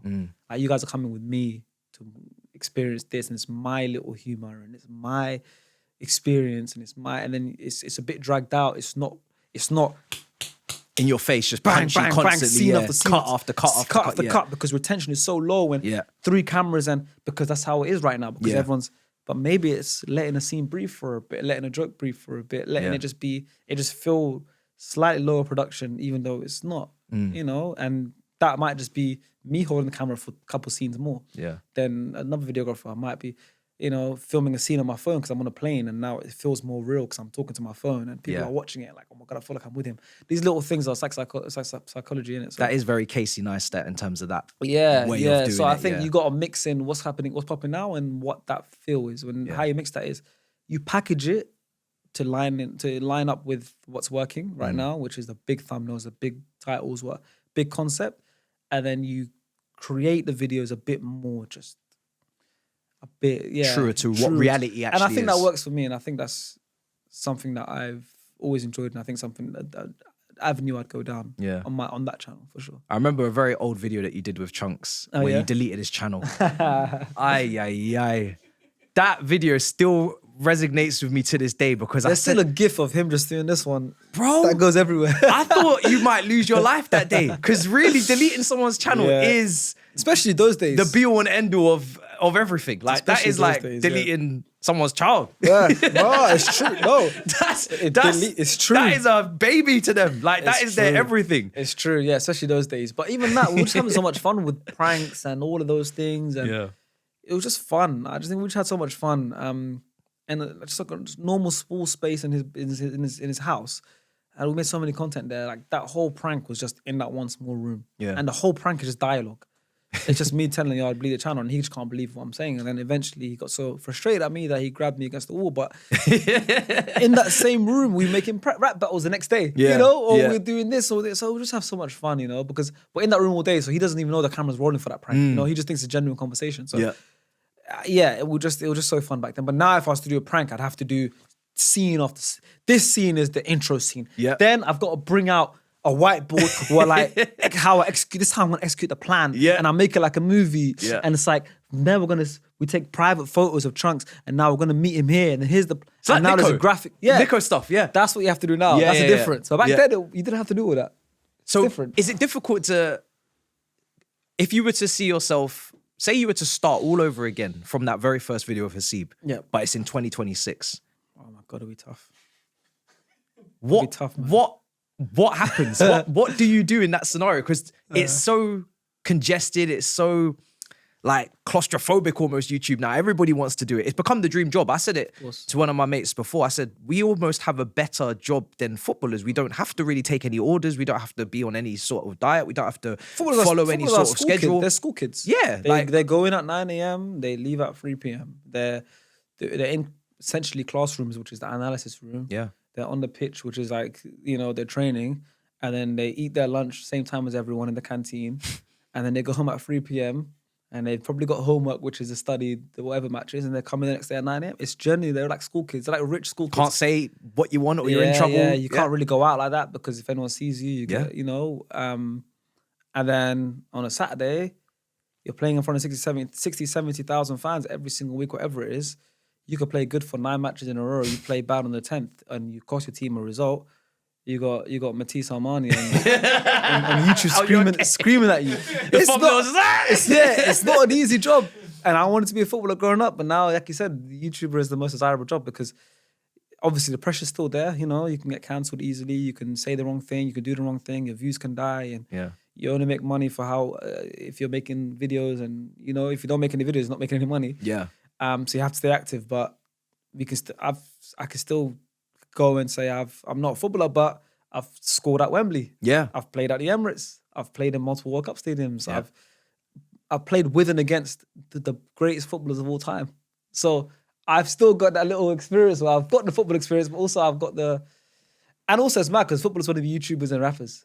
YouTubers and rappers want to be footballers. This is the thing. Everybody wants what they can't have. Yes. And I guess now you're aware of that where 100%. you want to be a footballer, but now you've got the best of both worlds. Yep. And I guess the human mindset is still naturally, I want that, I don't have it. I want this, I don't have it. Mm-hmm. Is there anything in life, even now, where you're like, you're chasing something that you don't have, that you want, but then retrospectively, you might have to sit there and say to yourself, do do I actually want that? People say, oh, you can make too much money too fast. It messes up your dopamine. Now you're rich and you're sad. Rich and sad, Post Malone. You know what I'm saying? Like now suddenly it's not what you thought it was. How many of those lessons have you kind of learned in the road to your success where it's like, you really do need to enjoy the craft, like the actual in-depth, dirty side of the game? Because if you don't, if you're just trying to chase this kind of like certain threshold, this lavish kind of lifestyle, you're not going to be fulfilled. So many, but those are all, like you said, it's how it's your perception. You know, it's the conversations you have with yourself, what you think is the most important thing. You know, whether it is success is the most important thing, money is the most important thing, experiences are the most important thing, memories, whatever it is, that will be it, and no one can tell you otherwise. And everyone wants to be successful 100%, and so that ranks highly for everyone. But everyone's meaning of success is different. It truly is. So I'm not here to be philosophical, and I'm not. But for me, I genuinely value memories and experiences and stories. Yeah. I honestly hand on heart do. And of course, it won't be fun if I don't make any money and I don't build platforms and whatever. Of course, like I want to be able to make money because I'm going to have a family one day. I want to be able to have something to say, look, all this work I've done, I can look at, like, we don't have to worry, of course, because growing up, we had to worry a lot. But after that, when I'm old and grey, bro, and inshallah, when I get to 90 years old and I'm speaking to my grandkids or great-grands, whatever it is, I'm not going to tell them about how much money I made off that brand deal and how much money I made off that. No, I'm going to talk about that time I played under Arsene Wenger and I broke my collarbone. Yeah. I'm going to tell them about that time I played at the new camp and I scored the winning goal in a chat. You know, I'm going to tell them about that time I filmed the bait squad video of Ed Sheeran. Yeah. So the time I won the Baller League, I'm going to talk about the memories. I'm not going to talk about... So my thing is memories and experiences in real time. It's a great quote from The Office from Andy. He said, I wish there was a way to know in the good old days before we actually left them. Like, we're in the good old days and I want to be fully present in those times, because what I'm experiencing now is going to be seen as the memories, the past. The moment I'm in now, right? So if I'm playing that training match 3 weeks ago today, I'm in that match knowing, fully aware while I'm playing, I'm actually talking to myself in the match because I'm centre back. I have a lot of time. Yeah. You have a lot of time. I realise that. Do. I'm at centre back and I'm generally saying to myself, there's times, I wish I was mic'd up, I was talking to myself, I was saying, I'm going to be telling this story for years and years and years.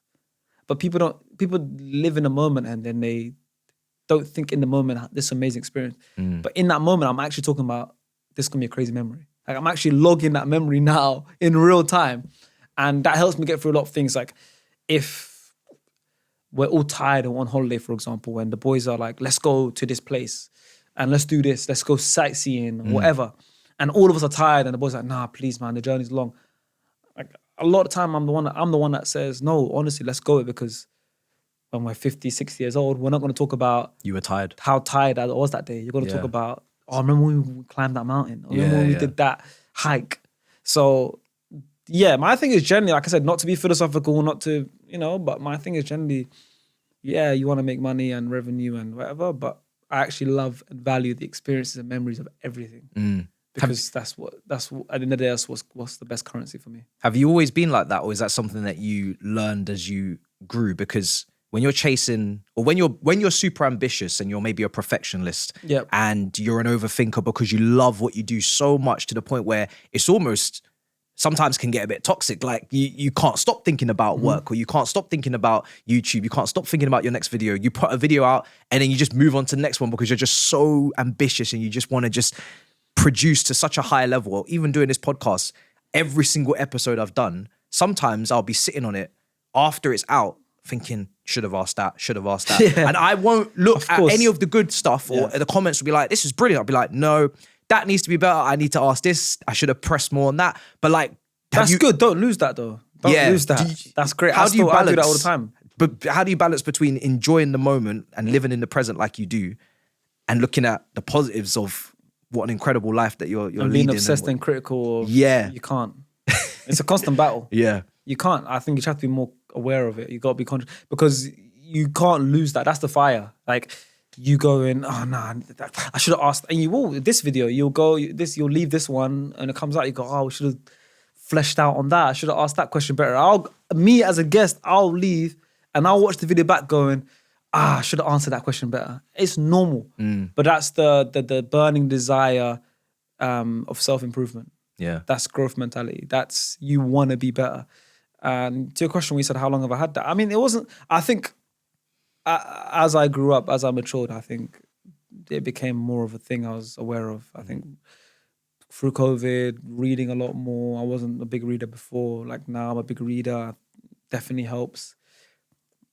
And just experiences, you know, being around the right, great people that all have similar mindsets, that helps as well. And a lot of time spent alone.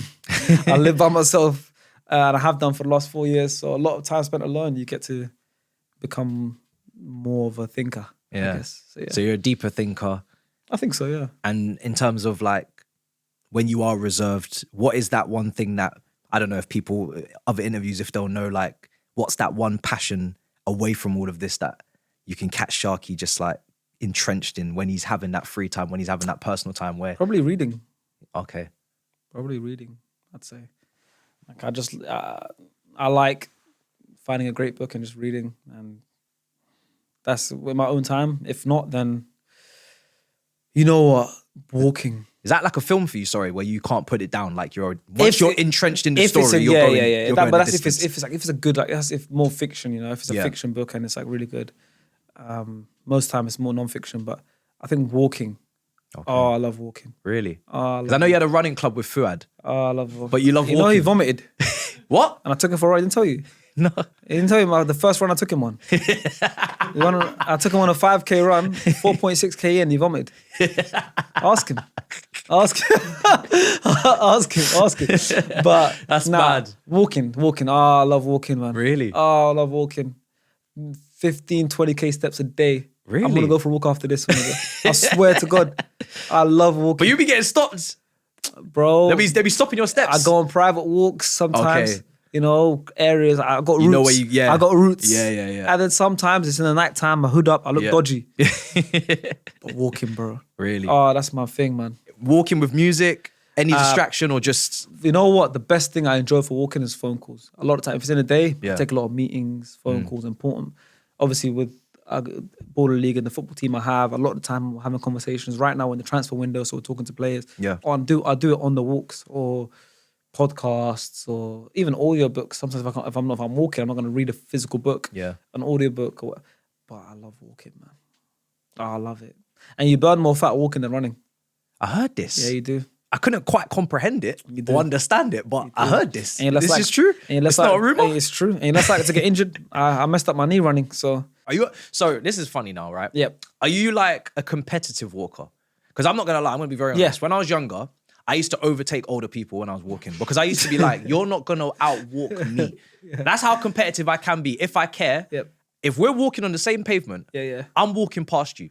Just like to prove that my legs are doing better than yours. No, facts. I like that. I definitely think I have that in my head, that competitiveness sometimes on the roads, for sure. I'm a competitive walker in the sense of I'm in a group chat. Yeah. It's basically the app. There's an app that tracks your steps, and I'm in like a league with my friends. So that also helps. Yeah. Because every day I need to end as the top guy, the top stepper of that day. So even that, like, it's good to see all the boys and how much steps everyone does. We track each other's steps. Yeah. And it's a cool little thing that's really turned into it's a fitness battle, you know? Have you always been competitive in your younger years and throughout your... Yeah, I'd say competitiveness is something I've always had, I'd say. And whatever it is, whether it's physically, whether it's football, whether it's anything, but whether it's like me and Faysal in school, you know, doing quizzes every single day. Football quizzes or any quiz? Football quizzes. Okay. Every single day. He's supposed to Real Madrid, I support Arsenal. Arsene will be the host. Game show. With no cameras. This is SDS before SDS. Okay. This is 2010. You know, 2009, 2011. Like, this is way before YouTube. This is school days. Hasib's the game show host. He's got Google up, Wikipedia up. He's going, cool, Faysal, question 1. We're doing Mastermind before YouTube. Faysal, question 1. Real Madrid played this game 3 years ago at home. Who won? Faysal's going, 3-1. Isco scores. This guy scored. Ramos, whatever. Sharky, Arsenal, who wears this shirt number? Yeah. Bang. I will do that every day at school, bro. Every day at school. Really? Yeah, so competitiveness never ended, bro. Never. Then we'll go out onto the football pitch in school And at lunchtime, and we're going, cool, we're on separate teams, whether it's me and Faysal. Every goal you score is worth 1. Every assist you make is worth 0.5. So let's see what you end up with. Yeah. And I'm leaving the session with 6.5, you know, like 5 goals and 3 assists or whatever it is. Faysal's leaving with like 2. Yeah. But then what happens is when he knows he's losing, he's a bad loser. I'm not a bad loser. He'll now act like he's not trying anymore. He's them man. Petty. He's them man. Suddenly he's on his phone. Someone's ringing him. Like, what's going on? No one's ringing him. Screen. It's the wallpaper. Suddenly, the I can see WhatsApp. I seen him do this on bro. Instagram the other day. There you go. Yes. Wallpaper's ringing him. There you Doha. go. Man, put the phone down. There you go. There's nobody ringing there you. You go. Yeah. There you go. Pictures being taken loud. I said the same thing to Saeed. Put the phone down. No one's ringing. I can see what you guys are doing. I don't get it. Like, you think you look cool. Nah. So the competitiveness has never left me, but also I'm not a bad loser, I'd say. So okay. I don't mind failure. I enjoy it. I was going to ask actually, because as I said in the intro, family, friendship kind of follows you throughout your career in terms of what you do in whether it's Beta Squad, SDS, and the guys that you've gone to school with have come up with you in terms of on camera and behind the scenes. Where did you meet every individual, starting with Beta Squad first and foremost? Like, where did you kind of meet? How did it all start? Did you have a podcast group before Beta Squad? Yeah. But it was most of the boys that own Beta Squad still. Okay. But yeah, no, I didn't know them. I started YouTube with my school friends. I see a friend called Lawai, another friend called Ali who helped out that day. Just normal school friends. I uploaded on the 1st of September.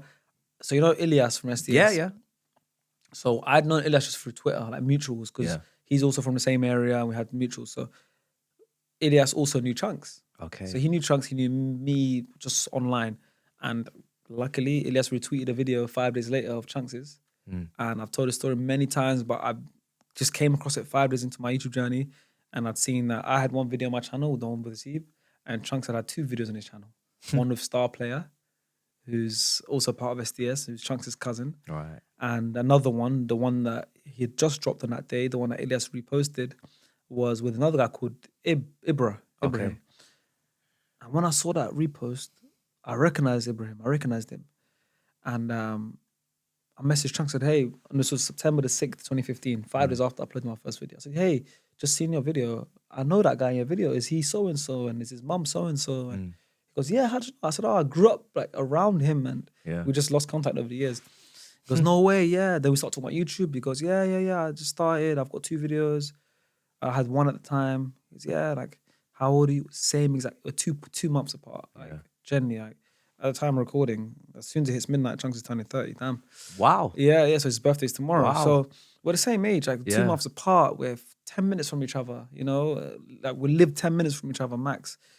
And we'd both just start each, and we're both Somali. Like, it was just fate. It's fate. Like you said earlier, it's fate. It was just fate. Imagine uploading one video 5 days later, you meet a guy that lives 10 minutes down from you, who knows someone you grew up with, who's the same age as you, 2 months younger than you, and it's the same background. Yeah. It was written. So, yeah. And then from Chunkz, he worked with AJ in the cinema, and then AJ got involved. Nico was a bit different. Nico's from up north a little bit, from Staffordshire. So Nico and Kenny's from Watford. So Nico and Kenny knew each other from YouTube. They started a few years before. We all met at an event in Birmingham. Obviously met online at first and met at an event in Birmingham, and then we just all clicked and we were around Chunks' house every day, just chilling, filming, whatever, and it just got better and better. This is like from the ground up. From the ground, I had 50 subscribers, he had 70. Like, it was, we didn't even have 100 subs. We wouldn't, like, it was just the stars aligned, bro. Yeah. Like, it was, and then from that first DM that I messaged him because of Ilyas's retweet, it just birthed everything. Beta Squad, SDS, this. Just from that, all the life experience, my last 10 years. It's like, I don't believe in the Big Bang. Obviously, I'm religious. I believe in God. But imagine the concept of the Big Bang, like from nothing, boom, and then the earth and animals and humans. Obviously, I don't believe in that, but it feels like that kind of moment. Yeah. It feels like that message I sent, I just created this whole world of mine in the last 10 years. It's like the Big Bang. And because you're all still around each other all the time now,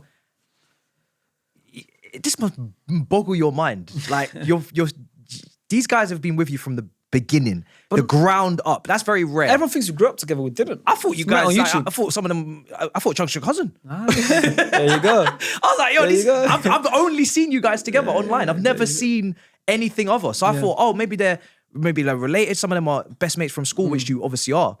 I'm just like, the fact that you guys, like, pinch me a moment. You're doing big things now. You guys are all successful in your own right. And you just look at each other and think, rah, you guys have, we've all been here from like the longest time. It's insane. Yeah. It's insane. Like you remember the conversations we used to have, Snapchat memories come up and we're all in a small, tight bedroom. We're all just chilling. Yeah. We're all just sat there talking playing about FIFA. Yeah, just sat there talking about our dreams. Yeah. You know, just sat there. You know, it's almost like when you see these pictures of these footballers like Musiala and Bellingham both in England together, and now they're both playing against each other, or they're both on the cover of FIFA. It's like that, but I think with the whole world of YouTube, it doesn't get glamorized like that. But it actually is. The percentages are so small. The chances of getting to that size is so small. So when you think about all of us just chilling, where I see memories where we all just, like I said, sat down in this tight room, and all we used to do was just talk about how much we want to make it one day, and do this and do that, and experience this. And then so now when I'm just turning on my TV and I'm seeing Nico and Traitors, so I'm just, you know, this is happening and that is happening, and I'm seeing these plaques, and I go to the shops and I'm seeing shades, and I walk in the street, people are wearing my clothing line, and I'm seeing SDS footballers that have won youth World Cups and played in the Champions League wearing SDS Wesley at Fofana. Baller League, and Fofana's got this. Like it's Musiala interviews. It's you got Faysal sitting right next to you. You've gone to school with, and you're interviewing Musiala. You're just, honestly, sometimes if I was you hosting, I wouldn't even say anything. I was like, guys, I ain't got nothing to say. Man. This is crazy. I'm just lost for words a lot. I'll be hallucinating all the time. They'll be like, yo, come on, man, snap bro, out of me. Yeah. So it's like, I'm just lost for words all the time, man. I'm just like, I save those moments when I'm at home by myself, when no one can see me, and I'm like, wow, man, it's crazy. What a life. Yeah. What an incredible journey. And what moment with Beta Squad as a group. Because I think the fact that you guys started so young together and you all had the same vision, the same goal, the same ambition, you can motivate each other. I think the Sidemen had a similar situation, maybe AMP same. I think when you get older, people have, speaking from me, I'm in the big six, obviously, like, you know, I've seen other groups. When you're adults, you've got kids, or you've got priorities, and everybody's got different kind of visions or different kind of like priorities. It's difficult, but starting that young, it's just like everybody's just focused, one track mind. When what was the moment where you looked at the Beta Squad and said, oh, this is serious, guys. This is getting a bit, like, was there a moment where you could pinch me moment, you're like, oh, okay, this is it now? I mean, our journey was a bit backwards though, because Beta Squad formed, day one of Beta Squad was day one of us moving to a mansion, which isn't normal. Usually you make a channel, you grow, then you make it to a level where then you get the big house. Yeah. But ours was a bit different. It was, Beta Squad was formed through a management agency who then provided us a house in return of us making videos on his channel. And so it was weird, it was different. Like, from day one of Beta Squad, we were in a mansion with a swimming pool and a cinema room. You know, so it was weird. But in terms of, then obviously after that, we kind of got full control of the channel again, left the house, whatever. I'd say there's so many little moments. I'd say so many moments, but getting big collabs early on was good. We did a charity match at Selhurst Park. We sold out Selhurst Park against AMP. I remember that. Yeah, against AMP. We had mystery player. Was that the game where the penalties couldn't be done in the end because the pitch got stormed? Yeah, it was 6-6. Pitch got swarmed, and so we never found out who won that game. But yeah, probably one of those moments. I think there's so many pivotal moments. I'd say that's incredible, because I thought you guys were gone clear by that point. But for you, maybe that was the moment where you could really say, okay, this is really fleshed out. And I think this is always with creators when I speak to them. Their own perception of when they think they've made it is far later than everybody else's perception. Of course. Because maybe there is kind of that fight or flight syndrome that takes place where it's like, I could lose this all tomorrow. We're not getting comfortable. We're not going to think we've made it, guys. Was there ever a moment where you guys got complacent, or you thought? Yeah, loads. Like I said, you got put straight in the mansion very early on. Bro, no work is being done, bro. We had a couple trips, and I said we gotta get out of here, guys. That's what I'm saying. You think, we're gonna be around each other, so we're gonna make so much content. Yeah, you know how that's not how it works. I remember the house dynamics. Yeah, I remember the videos. That's not how it works, man. You get lazy. We got complacent loads. Obviously, COVID lined up with it as well. Yeah, COVID changed things. But yeah, post-COVID, man, I think we just went fully for it, and we got a team. You know, we put all the money, like Beta Squad money, is all gone to reinvesting into the channel. Yeah. All the staff, paying for the videos, and we just all said, listen, man, we're not gonna touch it. We're not gonna touch the bank account. Yeah. I've not seen money from Beta Squad. Really? We just but we own it, 20% each. When it's all said and done, everyone takes their 20%.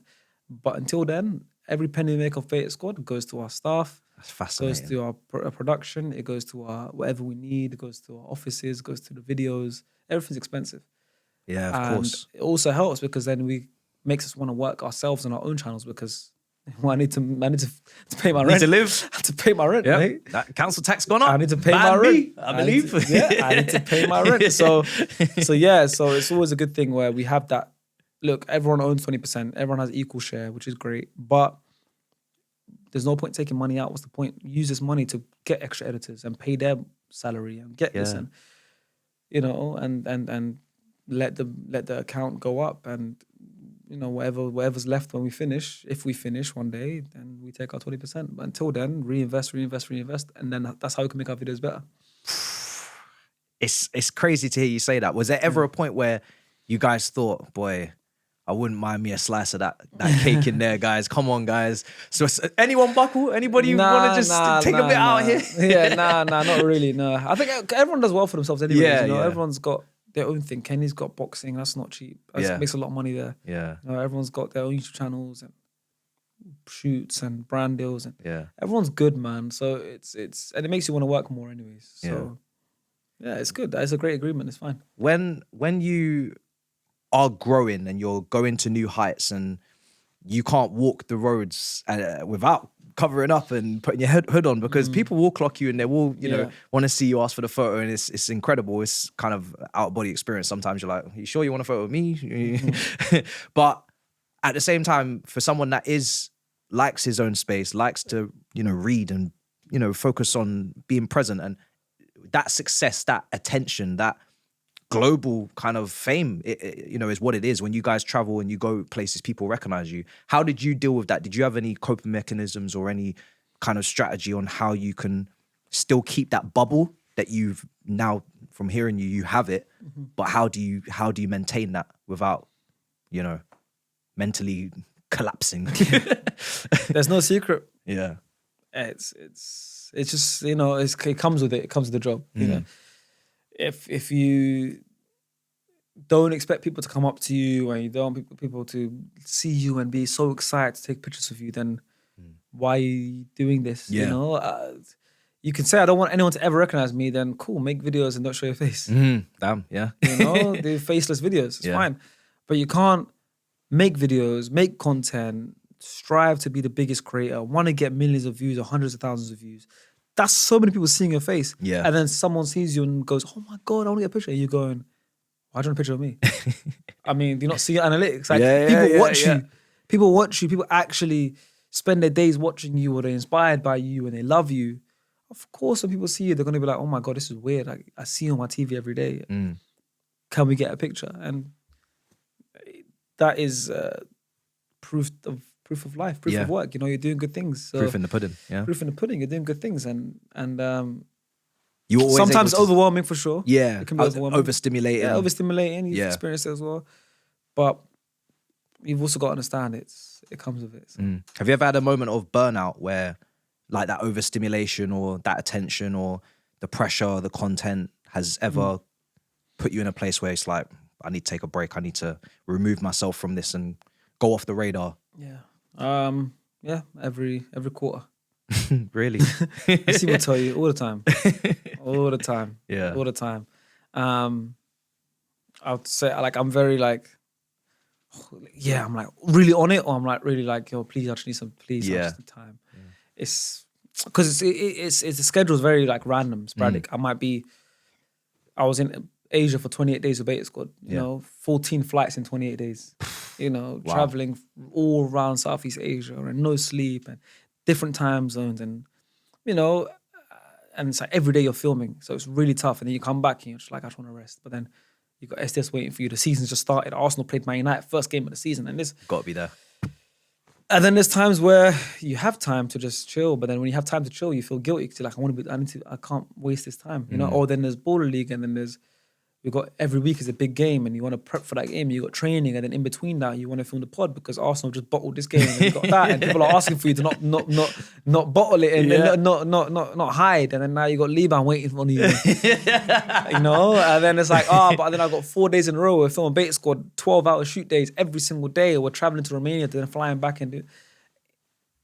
It can be burnout is obviously going to happen. Yeah, it's natural. But they don't care. Obviously, I know they would care. Obviously, they care about us, but they don't know it. So they don't know it. They just want to see you. They just want to be entertained by you. So sometimes you got to fight through the burnout, which also then is risky because you won't be fully yourself in the videos. Obviously, you've got Sharky Moore. Is that channel allowing you to maybe have that closer connection with your audience where you can show that maybe more vulnerable side, or that side where this is what happens and this is what goes on? I can have high days, I can have low days. You're maybe going to see a better blend of that, as opposed to obviously the highly produced videos where it is retention. Yeah. Or sometimes I juggle with this, but do the audience even need to see necessarily your struggle? Or because, like I said, you don't want people to feel sorry for you because you're living your life, you're living your dreams. So that balance between, I don't want you to feel sorry for me. I don't want to act like I'm having a pity party here, and I am having a great time. But at the same time, there is that burnout. How do you juggle between that, or do you? You just make content. You're just honest with them. Yeah. The Sharky Moore channel is just fun, low production videos. We even have a joke where people now nickname the channel Sharky Poor. So I do like low budget videos. Really? Yeah, but it's funny. So it's like people love that. They just want to just see us. Once again, like they're just tired of high production, high budget. They just want to laugh. So we kind of make the videos not shit, but low budget on purpose. Advertising. Yeah, like low budget. No, I get low you. budget on purpose. Yeah. Like we're just doing. It's nice to have that contrast for you as well. And you it's can funny, just and people act actually more on comment instinct. saying, "I actually prefer these videos. They're more funny. I laugh a lot more." So it's just fun. And we could bang out 2-3 videos in a day, and it's a channel that just keeps ticking. And it's nice. You know, my brother runs the channel, and it's something for him to do. It's pretty cool. And then it kind of gives like some breathing room, because then when I want to come back on the main channel, it's like, okay, we've done some Sharky Poor videos. Yeah. It's fun. let's do like some Sharky videos now and really spend time on certain videos where the upload schedule doesn't have to be as strict. It could be, we can flesh out a video a bit longer, maybe upload a couple times a month rather than every single week. Yeah. And then you got SDS, SDS Extra as well. So, and then sometimes go on Twitch. And and that's where I can just talk to them. Yeah. Because you're just live, It's too long format for you to be out here. You're live for 2 hours, exactly. so I'm not like, hey guys. It's more like there's times where I am, and then there's times I'm just chatting to them. There's times where I'm reacting to stuff. There's times where I'm doing this, and there's times where I can be vulnerable, and there's times where apart from that though, the video is edited videos. It's refined, just fun. You want them to just enjoy it. They're not paying for nothing. You're not asking for money. You just want them to click on the video, laugh for 10, 15, 20 minutes, however long the video is, and then leave and then feel better after. Yeah. And then watch the next guy. Yeah, and that's it. I saw an interview that I think Vicstar did it on the Sidemen, and how they don't necessarily hang out just for fun as much as they used to because of that grueling schedule of content and running it as a company, as a business. And every time they see each other, they kind of almost have to make sure that they're focusing on that content and getting recordings done. Does Beta Squad ever struggle with that dynamic of you've got so much on your plate, like you said, all these different channels, all of these different workflows? Do you still get to kind of enjoy the friendship that you guys built off camera as much as you'd like, or is that like another trade-off, a sacrifice that you kind of have to make? Sure, of course. I think we're all very close, and we still are. Obviously, we're all older now. People have real life and partners, or everyone lives separately, or whatever it is. So we don't see each other every single day, and everyone's got their own things. I just said to you, I've got my SDS. I got to focus on my own channels, and so everyone's got their own thing. But yeah, we'd like to see each other here and there. Like even recently, Chunkz hosted dinner every month or so at his house or someone's house, and we just spent the whole night just laughing and joking, and it's great. Or then we see each other through filming as well. And obviously, it's filming days, but you're still enjoying it. Yeah, you're still enjoying it. You're laughing in between takes and stuff, and you're chilling, and it's so most of the time we do see each other is on work capacity. Yeah, because that's just how it is. But it doesn't change anything. Yeah, we still have that relationship where we can just chill, but our life is just, out of 7 days, you're working 6 at least of them. So. Yeah. It's adulthood as well, isn't it? Yeah, man. Everyone's got their own things. So. Yeah. Sometimes I do reminisce about like friendships that I've had and I still have, but I don't see them as much, and I'm not really as ingrained in their life as I'd like to be. Or the catch up always feels like it's constantly going on, and there's a lot of nostalgia there. Yep. Is that part of adulthood to you? Is it sure. scary? Is it something that, or is it just something that you've kind of just accepted? Like, Yeah, that's just how it is, isn't it? Part of life. I mean, back then you have nothing going on. Yeah, You got nothing. literally better to do. nothing going on. Yeah, let's just chill all day. I don't care. Now everyone's got things going on. Yeah. Everyone's got work and everyone's got. Let me check my calendar. Okay, I'm free on Thursday. Oh, I'm not free on Thursday. I've got to shoot. Oh, at Saturday. Oh, he's not free. So it's like everyone's got stuff going on. So it's it's not scary. It's just part of That's how life. it goes. As long as your relationship's still strong, as long as you talk every day, as you see each other whenever you can. Yeah.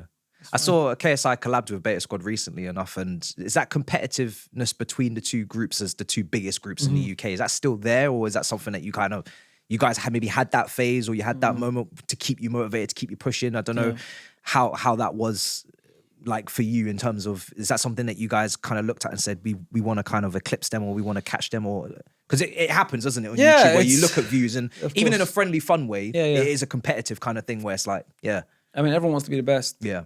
There's no problem with that. Exactly. Everyone wants to be the best. Yeah. And they've even said on record, they've said, because for so long they had no competition, and there's times where Beta's got to be flying before we change the seasons, where it's made them step up, which is good. I mean, Sidemen are the first, they're the biggest group. They're bigger than us, but outside of that, I think we've not really collabed like that. We've done one video on their channel. We've never had them on our channel. Case has been on our channel as an individual. Yeah. Maybe that's due to competition. Maybe that's due to, relationship not being super strong, where we're not on each other's channels. Yeah. But I mean, two of the biggest groups in the country and in the world. There is that respect there. There's that natural competitiveness, but we don't really collab. Do you wish you did collab more? Because I'm quite big on collab, just purely because I love to see the best go alongside the best. It's like artists and music, or in any creative field, you just want to see the best collaborate with the best, because it's obviously not always possible though. Not really, to be honest. Okay. I don't think it would mesh well. I think we're very different as groups. A&P we collab with a lot, and even though they're American, culturally we're very similar. And that's why you see the A&P and Beta Squad collabs are always like a big event. That's why we even did a charity match. We've done A&P and Beta Squad survive in a box or a grocery store, and that feels more natural. Yeah. I think with the Sidemen, I think it's, I don't know. I feel like we're too different, even though we're all British. Yeah. I think we're too. I don't know how it would feel. We've done Among Us on their channel, and it was really funny. But you kind of get a gut feeling as well. Yeah, man. Or you kind of know when you're doing it, like, is it really in sync in terms of the comedy and Yeah, our humor's different, all that stuff's different. So I think their videos are good for their audience, and there's a lot, like some of the videos where I enjoy, which is maybe the dating stuff is funny, and our videos, how we do it, how we do it. And I think if we were to collab, it'll probably be a big video and people will enjoy it, but I don't think it's something we would do a lot, because they're them and we're us. You know? Like, you guys do your thing the way you do it. You guys do it the best way for your audience. Yeah. We do ours the way we do it the best for our audience. Our audience sees it as a rivalry. They pit us against each other, which is great, because otherwise they wouldn't talk about it if it's not two great groups. Yeah. But I mean, it's just, there's no beef. It's just competitiveness. And they're them and we're us. And I don't really see many collabs happening between us down the line, for sure. It's good to have that competitiveness in any field. You just need something to just keep you, of course. If it's needed. Sometimes, obviously, you can just go off pure passion, pure love, but having that little competitive edge is going to help. Of course, as well. man. Yeah, you got it. It's every great story, man. It's you need two protagonists. Messi, Ronaldo, Pep, Klopp, whatever it is, bro. You need it. Yeah. So it makes it. It's a storyline. It's fun. Yeah, it makes it fun. It makes it. Kids have things to talk about. Sidemen and Beta Squad, who's better, and this and that. Arguing in the playground. Yeah, man. Like, they got all of that. The convoys they have, the debates, and it's fun. I think the one thing which would have been crazy, like I said, I don't think videos-wise we'd suit collab with them. But if we ever did a football match, Sidemen versus Beta Squad, I think that's the only thing that would be massive, because people can like really support, we're supporting this or supporting that, But that wouldn't happen either. Yeah. I don't see it happening either. You mentioned earlier about like kind of trying to find your way and sometimes second guessing yourself in terms of maybe your role or where you're at in your creative thinking or your YouTube, like not always being the most confident in yourself and maybe needing that reassurance.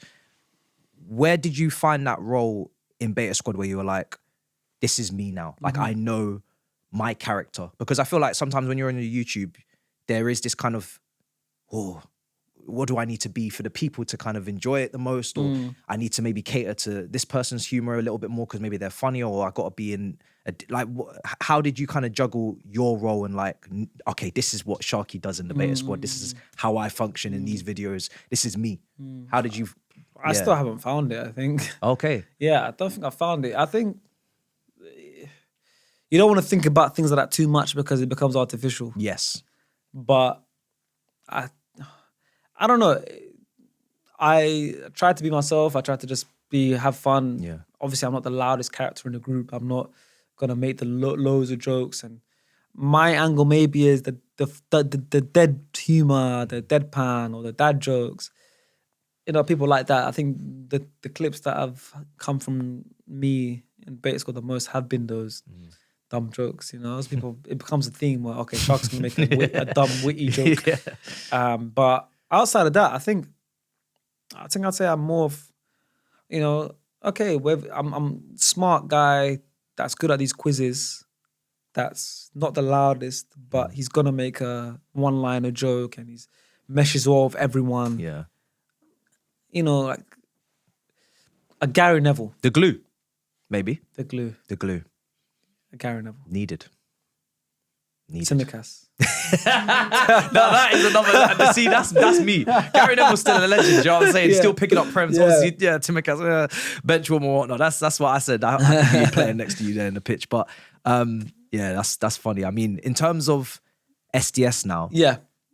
you've created this group. What a platform. What a platform. And also where it started, which was basically in your bedroom. Yep. First video with Star Player. Yeah, very early on, yeah. And again, it feels very similar to your first video on your Sharky channel, where it's really kind of like raw. It's really kind of like, this feels like a first video. It doesn't feel overly produced. It doesn't feel like overly presented. It feels like two friends again sitting down and just talk about sport, right? Sharky does sports. That's how it starts. That's the one. Talk to me about that. Like, what did that mean to you to kind of branch out?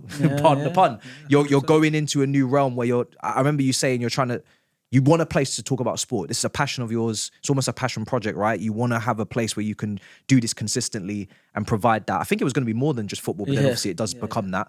Talk to me about that like moment for you where you were like, yeah, I'm going to go into this now. Yeah, I mean, the plan wasn't ever to get it to where it is now because you don't know the space will turn out to be the way it has turned out to be.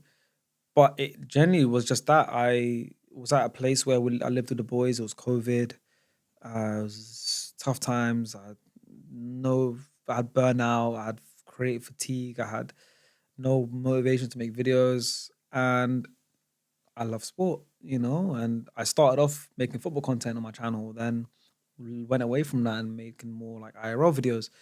So I never had no one to talk about football, and I was a big UFC fan, and I'm still a big tennis fan, and whatever. So I just went, I want to make a new channel, and I literally went downstairs. I was speaking to Chunkz about it. I said, Chunkz, what do you think about me making a second channel where I just speak about football?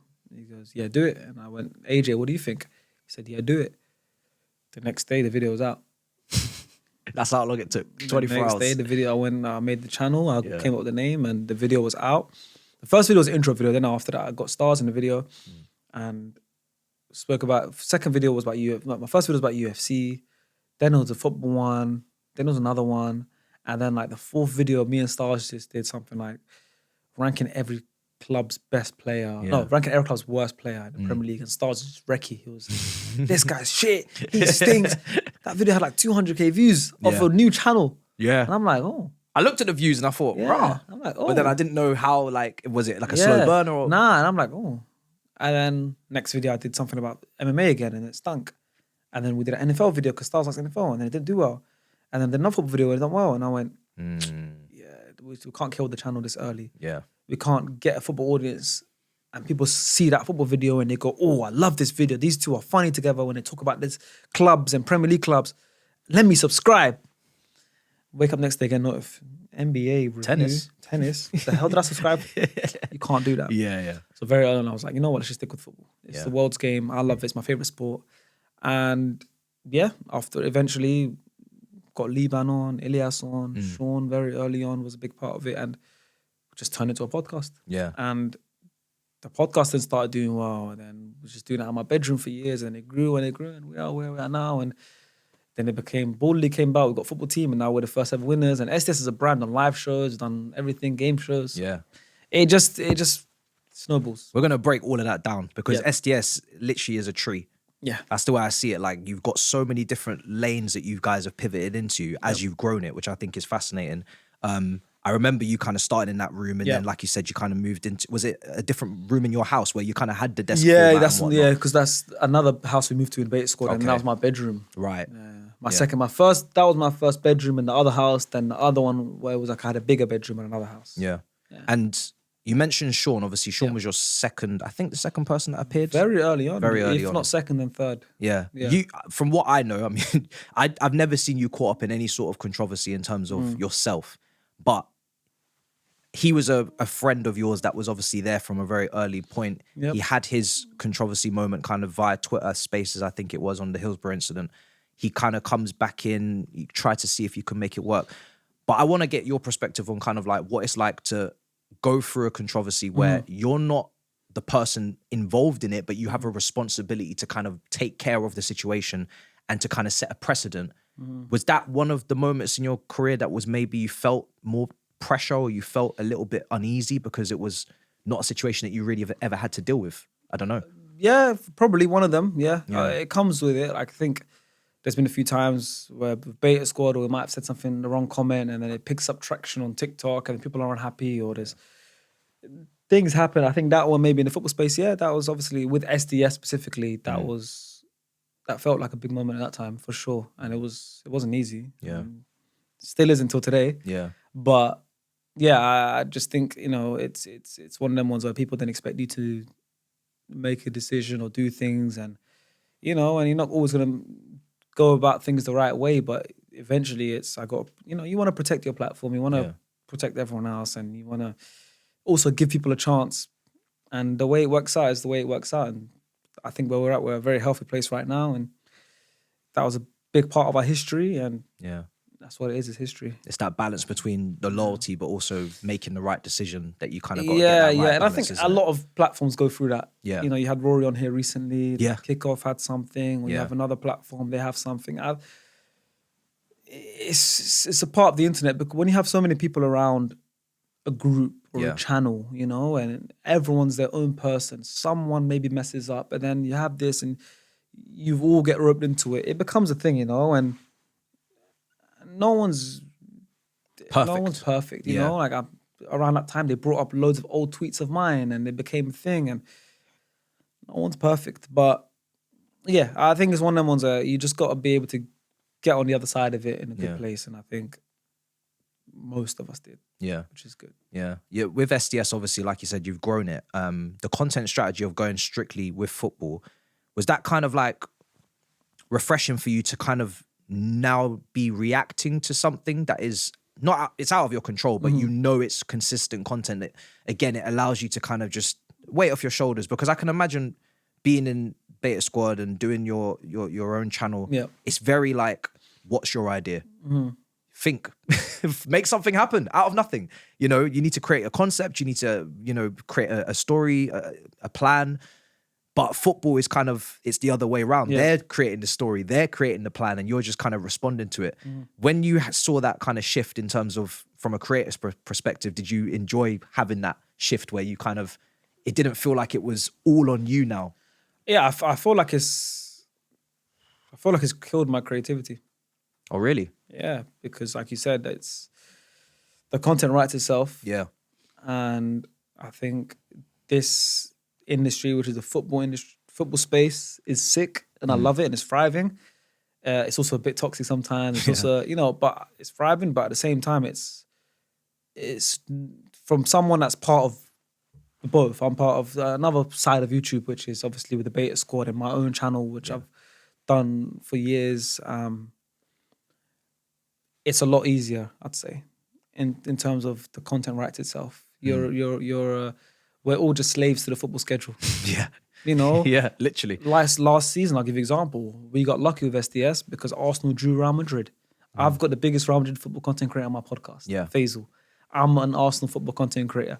We fed off that tie for weeks. We ate off the tie for weeks. The previews. Well, the previews, face to face.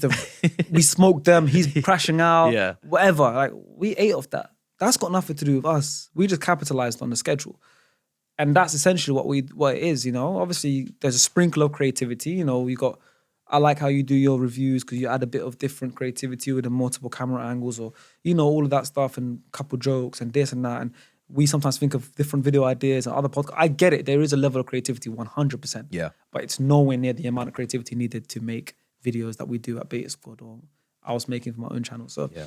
I think it's killed my creativity because I've become lazy as well, because it's a routine. SDS, let's just we do our roundup every week. We do this, we do this, we do this. It's fast food. It's fast food.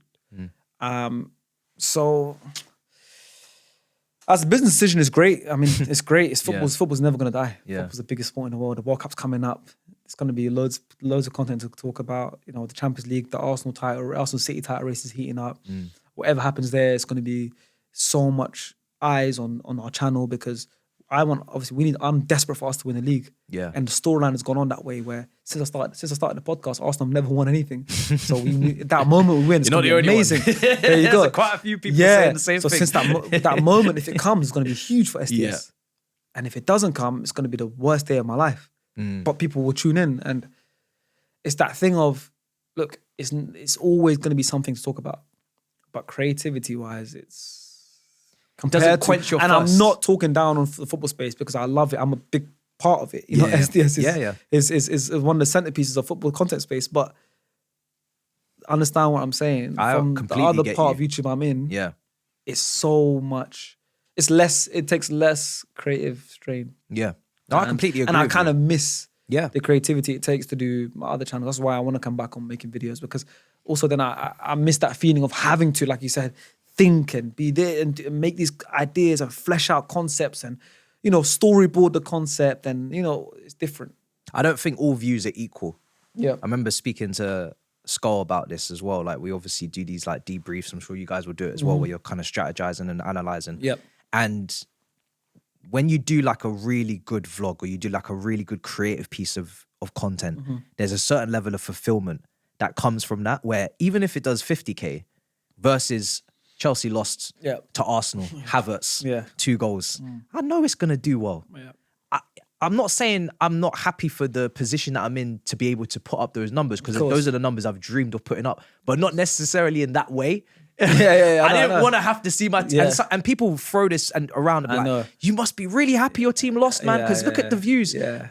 I don't take pleasure in those views, because those views are not the same as the other views. Yes. And people look at views and be like, well, the higher ones are better and the lower ones are worse. Doesn't work like that. Yeah. Not for everyone. I think there's a mental game where you have to play as a creator, where you have to look behind the views. Why did they click? Did they click because they want to see you angry and that's not in your control? Did they click because you created something incredible that was in your control? And that is kind of what separates, I guess, the creator from the commentator in a way. And I think you're obviously from the creator side, where you do want to create something. And I think when we get to it, the rest of the stuff that you've gone on to do, when you've continued to keep, making this tree, it is that search for creativity and doing something that is beyond the views or the monetary gain, if I'm correct in that. No, it's true. Spot on. I mean, I value both sides highly. Yeah. But yeah, I'm just saying that with SDS, it's amazing. I always say it's my proudest project, and I love it. And it's routine, and there's so many cool things. The schedule, the football rights itself. But yeah, when we're talking about creatively, it's made me want that feeling again of making videos on other channels. Yeah. But then I always get roped back in because SDS is just always there, and I love it, and I want to talk about football, and the boys are so cool and funny and great, and they all have their own channels now, and it's amazing. But yeah, I'm always in that battle. I think I'm always in that battle in my head where I want to kind of take that step back and let the boys really thrive on SDS when I can then go and thrive off the world I came from. Yeah. And then when I go and try to do that, I look at SDS and I'm like, I want to be on. Yeah. You know, I want to be on. I want to talk on about this and that. So it's tough, man. It's Spread tough. yourself too thin. Yeah, You can't duplicate yourself. You can't be a stunt I think double. that's my weakness. I think that's my problem is I'm trying to do too many things. Yeah.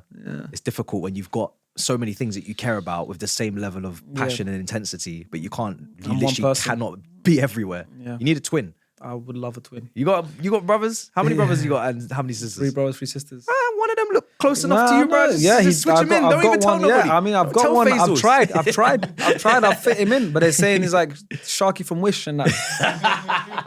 You know, so I'm like, Timu. You know, so I'm trying to find ways. But yeah, it's true. It's true. You touched upon it there, but like a lot of the guys on the show are not content creators by nature. A lot of them have come from like different fields, different walks of life. I know quite a few of them. Obviously, I've been on a couple of times, which has been great fun. But they've all started kind of uploading on their own channels, personal channels at a similar time. Like last 18 months, I see a lot of consistency. I see Faysal, I see Laban, uploading. Fuad's getting more consistent. I'm seeing Liaz. Is that like a conversation that you guys had in-house to say, right, we really want to grow this thing. We have ridiculous potential, but you guys got to start creating content. Because there's 2 ways this can go. The person that kind of runs that kind of group, which is yourself, can say, no, everybody's got to be here. We're not interested in anything outside. That view is going to take away from this view and all this kind of stuff. Like, just stay here. Focus on this.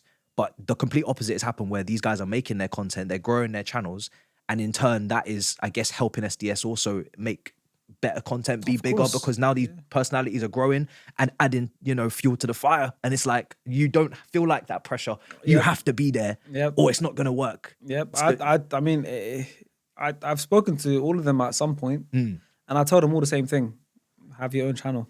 Yeah. Trust me, have your own channel because you don't own SDS, and SDS is a platform that gives you opportunities, and I want all of them to have an opportunity. Faysal, like I said, went to school with me. He had no online presence before SDS. He was an estate agent just as recent as last year.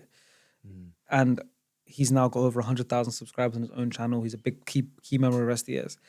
And I say, look, make your own channel, grow off that, use SDS as a platform to, because SDS gets a lot of numbers, visibility.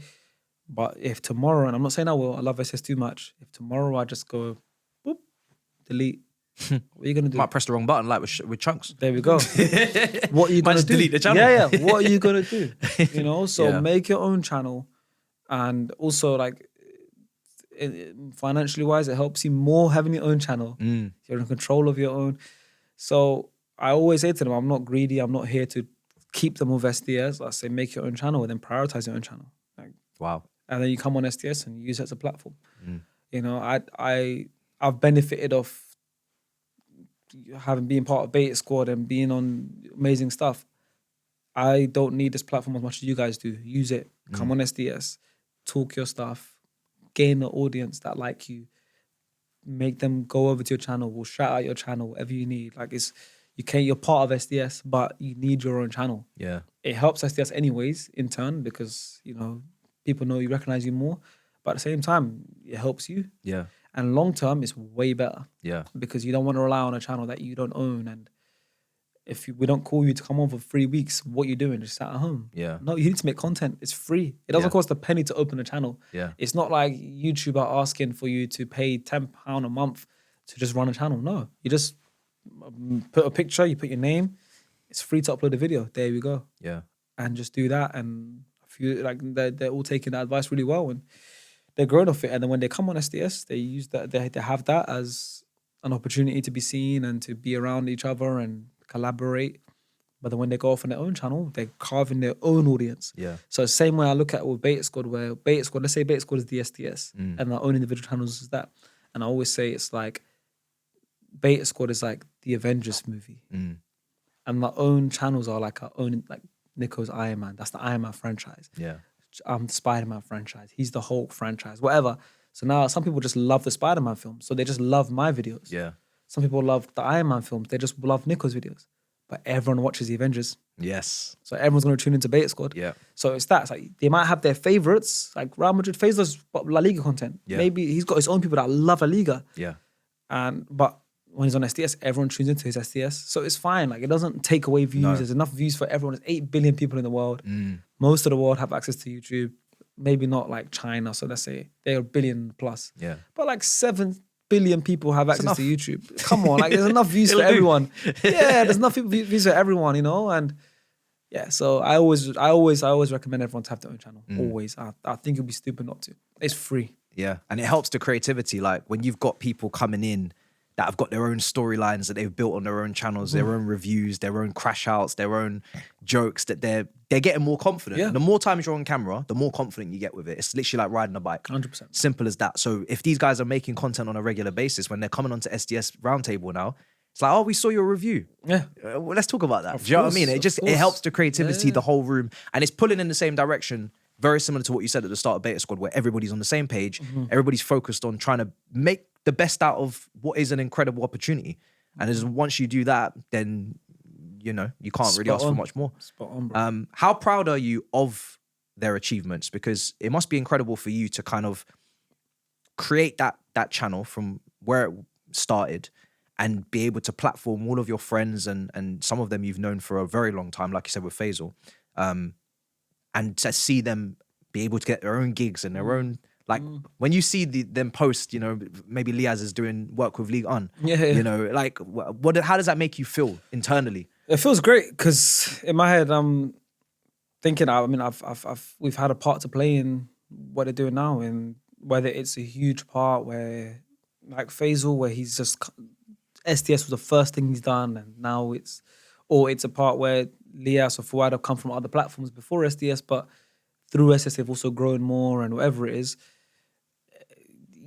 you have a part. Like we have a part to play, and it makes you feel proud because this is good. This is what we want. You know, we want to be like the Ajax, you know, that West Ham Academy of Football. You know, where you come for SDS, you make a name for yourself, you make your own channel, you know, maybe you already had a name for yourself, but your name becomes bigger. And then you go off and you do work and you know, you make good money, you get good opportunities. These guys are commentating Match for Hope, so they're doing this, and it's all because you're part of SDS. It helps. Yeah. You know, it helps your brand. So, and it helps. It's like, it helps the portfolio. Brands will look at you and go, oh, you're also part of SDS. This is amazing. Like, let's get you on. Yeah. So, yeah, super proud. I don't make anything from it. I don't want to make anything from it. I don't need to make anything from it. I just say, listen, you're on SDS.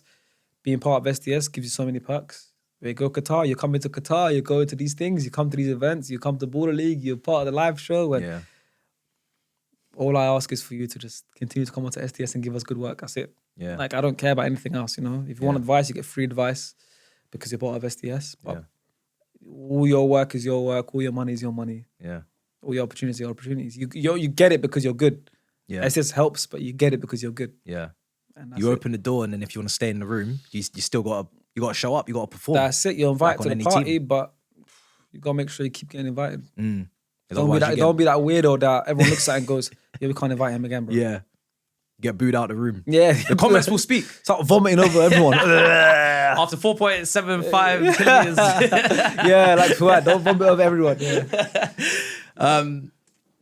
Obviously, you're ambitious. You're always striving for improvement. What, if you could think of anything, I'm always doing this with everything I'm a part of, and, you know, it's just, can't help it. Yep. Like, what is that one thing that, whether it's within SDS or within Beta Squad or within your own channel, that you just want to improve, that you're thinking, yeah, that's something that... Because the viewers will be looking at you thinking, this guy, he's made it. There's nothing possibly that is not perfect, surely. But as someone that knows that there's more heights to reach and there's another level to go, what do you look at and say, right, that's something that I want to just sort out in 2026? There's loads. I mean, with SDS, we speak all the time. We were just speaking the other day. There's so many things we want to do. It's weird because, like you said, people look at it from outside looking in going, oh, you guys are doing well. But for us, I feel like we've been so complacent recently. Our content can be stronger. Like we can create new shows. We can be more, you know, we don't do anything live. We don't do no live content on SDS. We don't do as much. So there's so many things we want to do on SDS that we've always wanted to do. We want to have a busier schedule. We want to do all those things. So yeah, not no one is satisfied about how SDS is going right now. So there's so many things we want to do. My own channel, I haven't uploaded in almost a year, or over a year actually. So I need to improve everything there. Yeah. So I think there's not a single platform I have that I'm content. Yeah. Not one. And I think that is the only way you actually keep pushing and improving is if you're not content. If you ever get content, then boy, you must be done. You're in dangerous waters. You must be cooked. Yeah, must be washed. Yeah, dangerous waters, bro. So SDS obviously we spoke on, but I also want to speak about the live show. Yeah. Because I went to the Hackney Empire one. Oh, amazing. I know that you had the Had a couple the one of before Shoreditch. that Yeah, as well. yeah. And you've had 3, I think, in total. But I want to ask you specifically on the Hackney one that I was at as well, because I, as a content creator, obviously I'm always grabbing inspiration, or I want to, it's like research. It's almost like, this is a great opportunity for me to see how these guys do it in the flesh, because it's not easy to do. When you're walking out on that stage and you're maybe backstage doing the team talks, you know what I mean? Before the game, before the lights are incredibly bright. Yeah. What's going through your mind? Did you ever feel any nerves with that, or was that just like you got to that point where you can do something like that and just seamlessly host and present? No, there's a lot of people out there. Nah, bro. I was looking at it, damn, I'd be nervous. I was shit scared, bro. I got stage fright, bro. Really? I think so, bro. Like, I was shit scared, and I always have been. I mean, I just have a good fake it till you make it kind of persona. Oh, bro. Really? Yeah, like walking out Hackney Empire, seeing over 1,000 people. It was terrible. It was so What's bad. going on in your brain as you're walking out? Oh, You're about to hold that mic and say something. Don't look at anyone's face. Don't look at anyone's face. How you doing, everyone? You all right? Let's go, woo! Okay, good. But yeah, man, it's nerve-wracking. It's scary. And you got all the boys, you have the show planned out, you have all this, and then you know, every single live show I've done, I've left annoyed at something because not everything goes right. But again, it's a live show. It's meant to be just impossible. rough. It's live. Yeah. But yeah, I've always left annoyed at something. There's so many, and the good thing is, you guys won't maybe notice the mishaps because you don't know what the run of order is. No, I didn't. But there's so many things that Really, go wrong. really. Is that like that went wrong? There's like a halftime interval. I'm in the back screaming at everyone. I'm like, what? Like, we're meant to walk in at this point. How are you doing that? What's going? Like, it's bad. It's tough. It's so brilliant tough. because I guess with a lot of I mean everyone almost they're not creative. This is their first time doing this type of stuff. Of course. So they're learning they're learning as they do it. They're learning on the ropes. Yeah. And I'm there. I'm seeing Fuad come out decked out in his gear. Yeah. Can't remember what. I think it was Like denim. denim. Was it paper? I can't remember the brand. Yeah, Daily Paper. Daily Paper. That's it. I'm looking at Liaz with the shades on coming Yeah. out. Faysal. Well, the WWE moment, Culture Cams. The different musics. Yeah. Saeed obviously featured Yeah, out. Saeed, big moment. I was just like, hold on a second. You guys, what? You just had a switch, or you just turned? Because there's very different between sitting here with the cameras and doing content, but then going outside. Because 100,000 views. Yeah. Put us in front of the new camp. Are you mad? That's a whole different 100,000. When we're speaking about the views are not the same views. The numbers are not the same numbers. 1,000 people is way more nerve-wracking than recording knowing it's going to do 100K because the algorithm's just algorithm. Of course. So for all of them, including you, to go out there and do that, and like I said, I didn't spot no mistakes. I was just enjoying it, right? Yeah. Hats off to you guys, because it ain't easy. It's not. It's the live shows are amazing memories because you can go back and we can say, look, we're a football podcast. We've done 3 live shows. One of them was at a Hackney Empire. Over 1,000 people came and watched. And it was a cool show. We had the award ceremony at the end, which was really nice. We had all of these things, live mastermind. We had Saeed from another podcast. We had this, Cams from another platform and all of that. And it was cool. And the live shows are some of the proudest things because you can look back at it and go, people left their house, and spent their... It's raining. It's raining that day. They spent their, I don't even know, it was like a Wednesday evening maybe. It was like to come and watch us. They bought tickets or whatever they did, just even leaving their house. They're not watching from the comfort of the home. Yeah. It's not hard to turn on the phone and watch it, but to leave your house, to travel to Hackney, which isn't easy, which isn't close for everyone. Yeah. And back in the day, saying I'm going to Hackney in the nighttime, it wasn't nice. It was scary. You know? I don't know if you would be able to put it in that location It was back scary. in the day. Yeah. It was There scary. might have been a few other people on stage with you. You know what I'm saying? It might not be you doing the That's intro. what I'm saying, bro. So yeah, and that is a crazy feel-good moment when you see how many people actually care and want to come down, and family and friends. My mum was in the crowd. My sister. So yeah, it was special, man. That's when you know you've really created a proper community, isn't it? Yeah. When they actually step outside and go and see you, and it's like we've had similar with Big Six with Back Your Chat. Yeah, We did one in South Africa. Yeah, that looked cool. And I love South Africa. Brah, I said I can't cry. I got a host. Me and Turkish got a hostess. We can't be out here tearing up. But 100%. when you see these people, they're so happy to see you. Like you said, you're taking the photos and whatnot. It really is quite humbling. Where you're like, wow.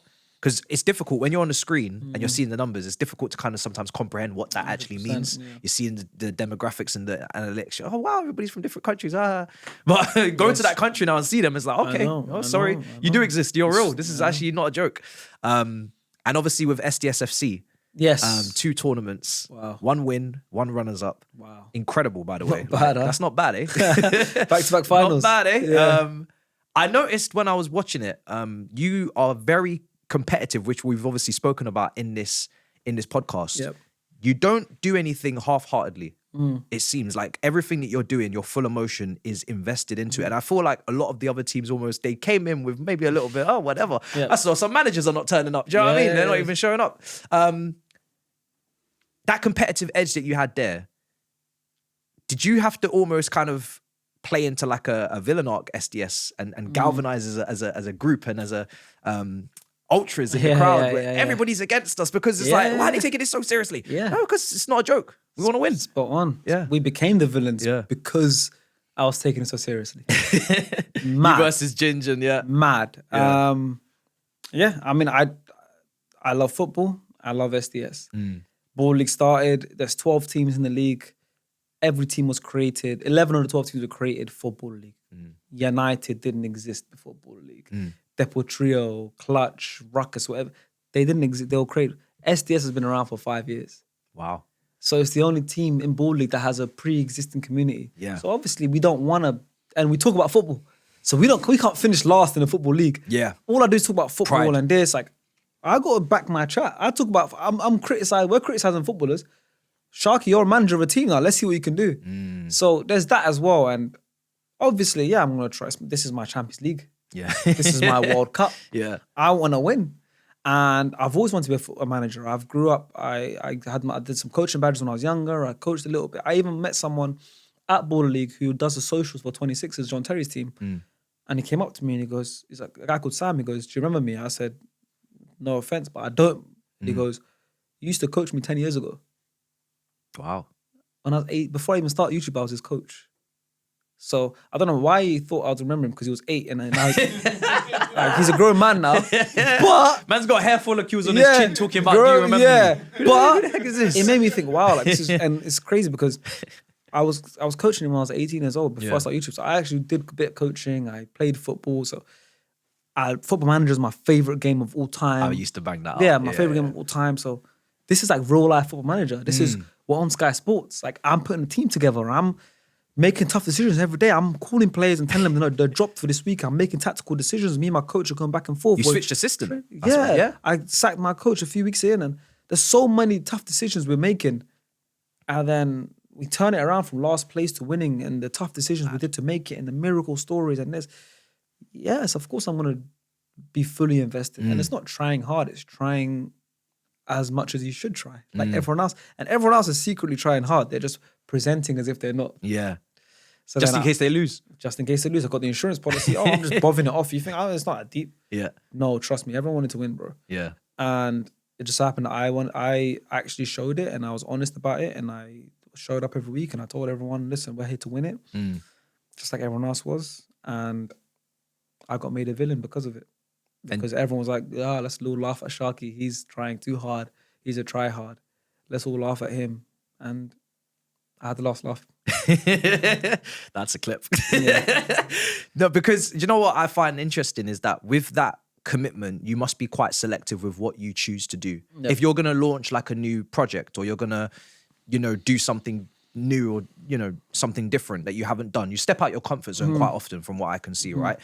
You must be quite selective and maybe picky or, not sure if that's 100%. Like, is that something that you fight with? Maybe overthinking and having to kind of, does someone else need to sometimes just throw you? Sharky, man, just do it, man. You can do it, man. Like with the channel almost SDS. Probably, definitely. I do like to think about everything properly and give it the right amount of time and, you know, a fair process before I make any big decisions. But at the same time, I trust my gut. I trust people around me. If I ask you for your thoughts, then it means I actually genuinely trust your thoughts. And more times than none, it's worked in my favor. Doesn't always do that, but you need balance in the world.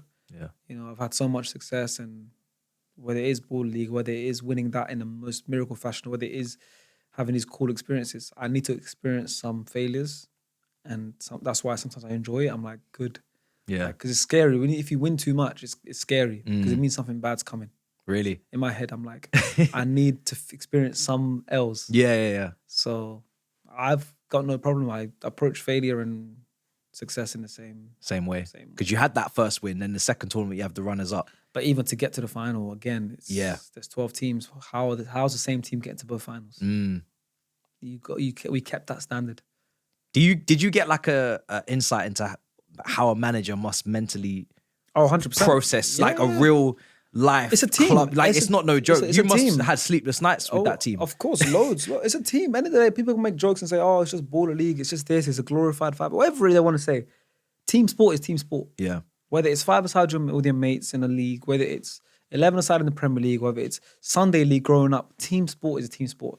You still have players. You still have coaches. You still have hierarchy. You still have a captain. You still have egos. They're getting paid, the players as well. And they're getting paid. Yeah. Everyone's getting paid. I'm getting paid. The coaches are getting paid. The players are getting paid. Everyone's getting paid. So that's a real thing. But they only get paid when they play. So I'm dropping people and I'm taking money out of their pockets. They're getting dropped. Really? You don't get paid. So there's real emotions. These players have kids. They have lives. They're on Sky Sports. So it does so much for them. Yeah. And I'm in control of if they play or not, on how much they play.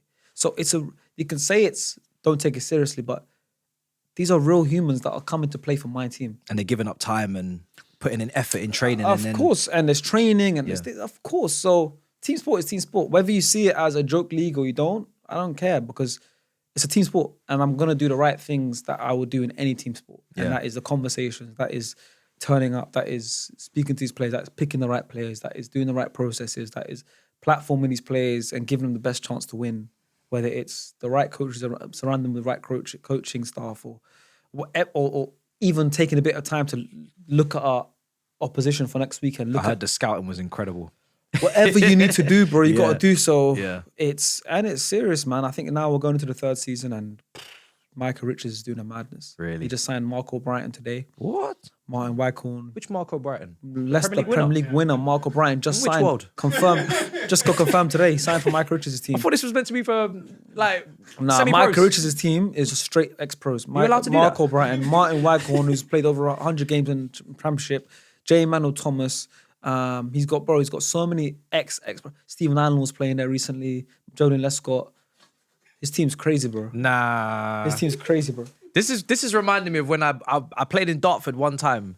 It was called Ballers. Yeah. But there was no league. Yeah. It was just Roberto Carlos. Yeah. I think it was for charity. Dwight Gale's on the other side of the pitch. I said, hold on a second. You were playing for Rangers against Kilmarnock last week. What are you doing? They rinsed me. Yeah. I was chasing shadows, huffing and puffing. I got my girlfriend on the sidelines laughing. I was like, this is humiliating. Mental. Wow. This is not a joke. Like I thought I could turn up with no diet, no prep, no training, nothing and just have a good day, a fun day. It's serious, bro. These are top players, bro. Even in my team alone, I've got Keziah Sterling, who's got the Champions League appearance. Pochettino gave him his debut in the Champions League for Spurs at Wembley.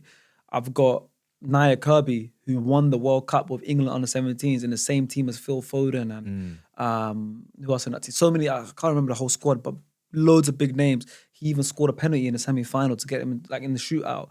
I've got Michael Felivi, who's got a Premier League appearance for Watford and he's one of the top scorers of all time for the Watford Academy. I had Bruno Andrade last season, who's got a Premier League appearance for QPR. And these are players of real experience. Alfie Matthews, who came up through Arsenal and then Crystal Palace. Like, a lot of these players have had real high level experience and just didn't work out for one way or the other, or they just found themselves playing here. So these are professionals. A lot of these guys are professionals. There's some street ballers that are just unearthed talent.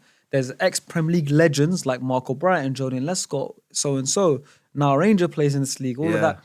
And then you got the players that got their debut but then went down the league. So there's professionals all over the league. It's professional footballers in the league. You've got a professional atmosphere because there's a league. You've got money that's competing with like League Two and National League football money. Yeah. This is serious. And what's that? We made the final twice. Exactly. But what's that? And that's SDS. That's your podcast. you get to bring that to the third show. And have the award ceremony and actually really like show people. And that's what the players came to. We did the award ceremony at our live show. Yeah. So the players were on stage and really felt the wow, like we're part of SDS. We're getting awards on stage. We're doing acceptance speeches. What is this? Like, what the hell's going on? It's mad, bro. It's insane. It's so I remember cool. when I was chatting to Fuad about that. You're not just joining the team, you're joining the channel. Yes, you're joining almost. And it is part the of community SDS. that's already been built before you, whereas the other ones are completely fresh. And that's the kind of different thing that you guys brought to the table, which was you are going to take the Instagram seriously. Yep. There is a football podcast that will talk about the performances.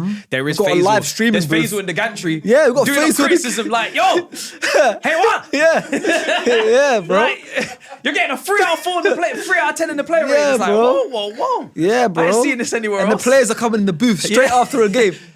I remember Ginge Fofana's coming in the booth. Yeah. Fofana's coming in the booth. Yeah. Ezri Konsa's coming in the booth. Yeah. You know, Mike Richards is sat in the booth. It's lit. It's so fun, bro. It's cool. So Ball League has just brought this whole new dynamic to SDS and UK football culture that I'm just proud to be a part of it. Like just being a part of it, one of 12 teams. Yeah. It's insane. Then being the best team is just, that's another level. Like I was just happy to be part of it. Yeah. Now we're the team that's won it, first ever team to win it, and now the first ever team to go to back-to-back finals. Yeah. No one can say that. I thought, and now we're going to win season 3. We're going to be like Brazil. 94, Brazil won the World Cup. 98, they got to the final, lost to France. 02, they won the World Cup again. Brazil went to 3 finals in a row. Won the first one, lost second one, retained it in the third one. My storyline this season, we're going to be Brazil. Are we going to see that in the kit design potentially? Is that going to play a I part? wish. You got the green. The kit was designed at the end of last season. But yeah. For anyone that's colorblind, you can make a yellow look a green. You can do it. For you, it'll be Brazil. I saw Sharky telling me about the Brazil kit. Yeah. I remember that. But yeah. Like a lion just seen in black and white. Yeah, we're on our Jogger Bonito walk. So we're going on the Brazil 3 finals in a row and winning the first and the third one. That's our aim. How real was the beef? It's not beef, but how real was the back and forth between you and Angry Ginge and also then Big John, who left from the goalkeeper position? And also Stars, where did he go? NDL. He's at NDL. Where do you think he's going? Yeah. How real is all of that? Is that just for the storyline? No, is any of it real? No, it was real. Like obviously, Ginger and I know each other. We're not like best buddies. He's from Manchester, I'm from London. Like we're just, colleagues. We're YouTubers that know each other. We've filmed together here and there on like a JD shoot. Yeah. There's no bad blood between us. But it's just season 1, I think he really went, he's a showman. Yeah. He's a showman. He's great at what he does, got a good audience. And we were losing at the start and I was trying hard. Yeah. And it's always fun to see the guy that tries hard lose. And Ginge, of course, the way he is a big character. He just saw us and saw how much we were losing and saw how serious I was taking it and went, let me kill these guys. He went, who can I banter with? He went, I don't want to upset the Sidemen. I want to play Sidemen charity match. So he went, I can't upset the Sidemen. And Nico wasn't there. So he just went, go on, Sharky. I'm not that close to Sharky. Let me kill him. And he went full throttle. Yeah. Like he was bang, laughing at us every week, blah, blah, blah. And then, it all boiled over when we played them. And it was very real. Yeah. Because the players feel it. Like the players now want to beat each other. Like we want to beat them, they want to beat us. Yeah. And the players feel it, and it was very real. Like it was a bad tackle. One of the players that are our players, and just like any football, you play 5-a-side, people square off all the time. It's football, bro. People shove and push in the Premier League. Yeah, I don't know. People look at bowling and go, "Wow, why are you guys doing that?" It's football. Yeah. So happens at the lowest level. Happens at the lowest and at the highest. It happens everywhere. So it was just that. It's just a normal football moment where 2 teams had pent up anger, pent up beef across the season. One player just tipped it over. One bad foul, and then everyone went crazy, and it was very real. And the John situation, same thing. A good friend of mine just wasn't performing, lots of mistakes. Yeah, everyone could see it.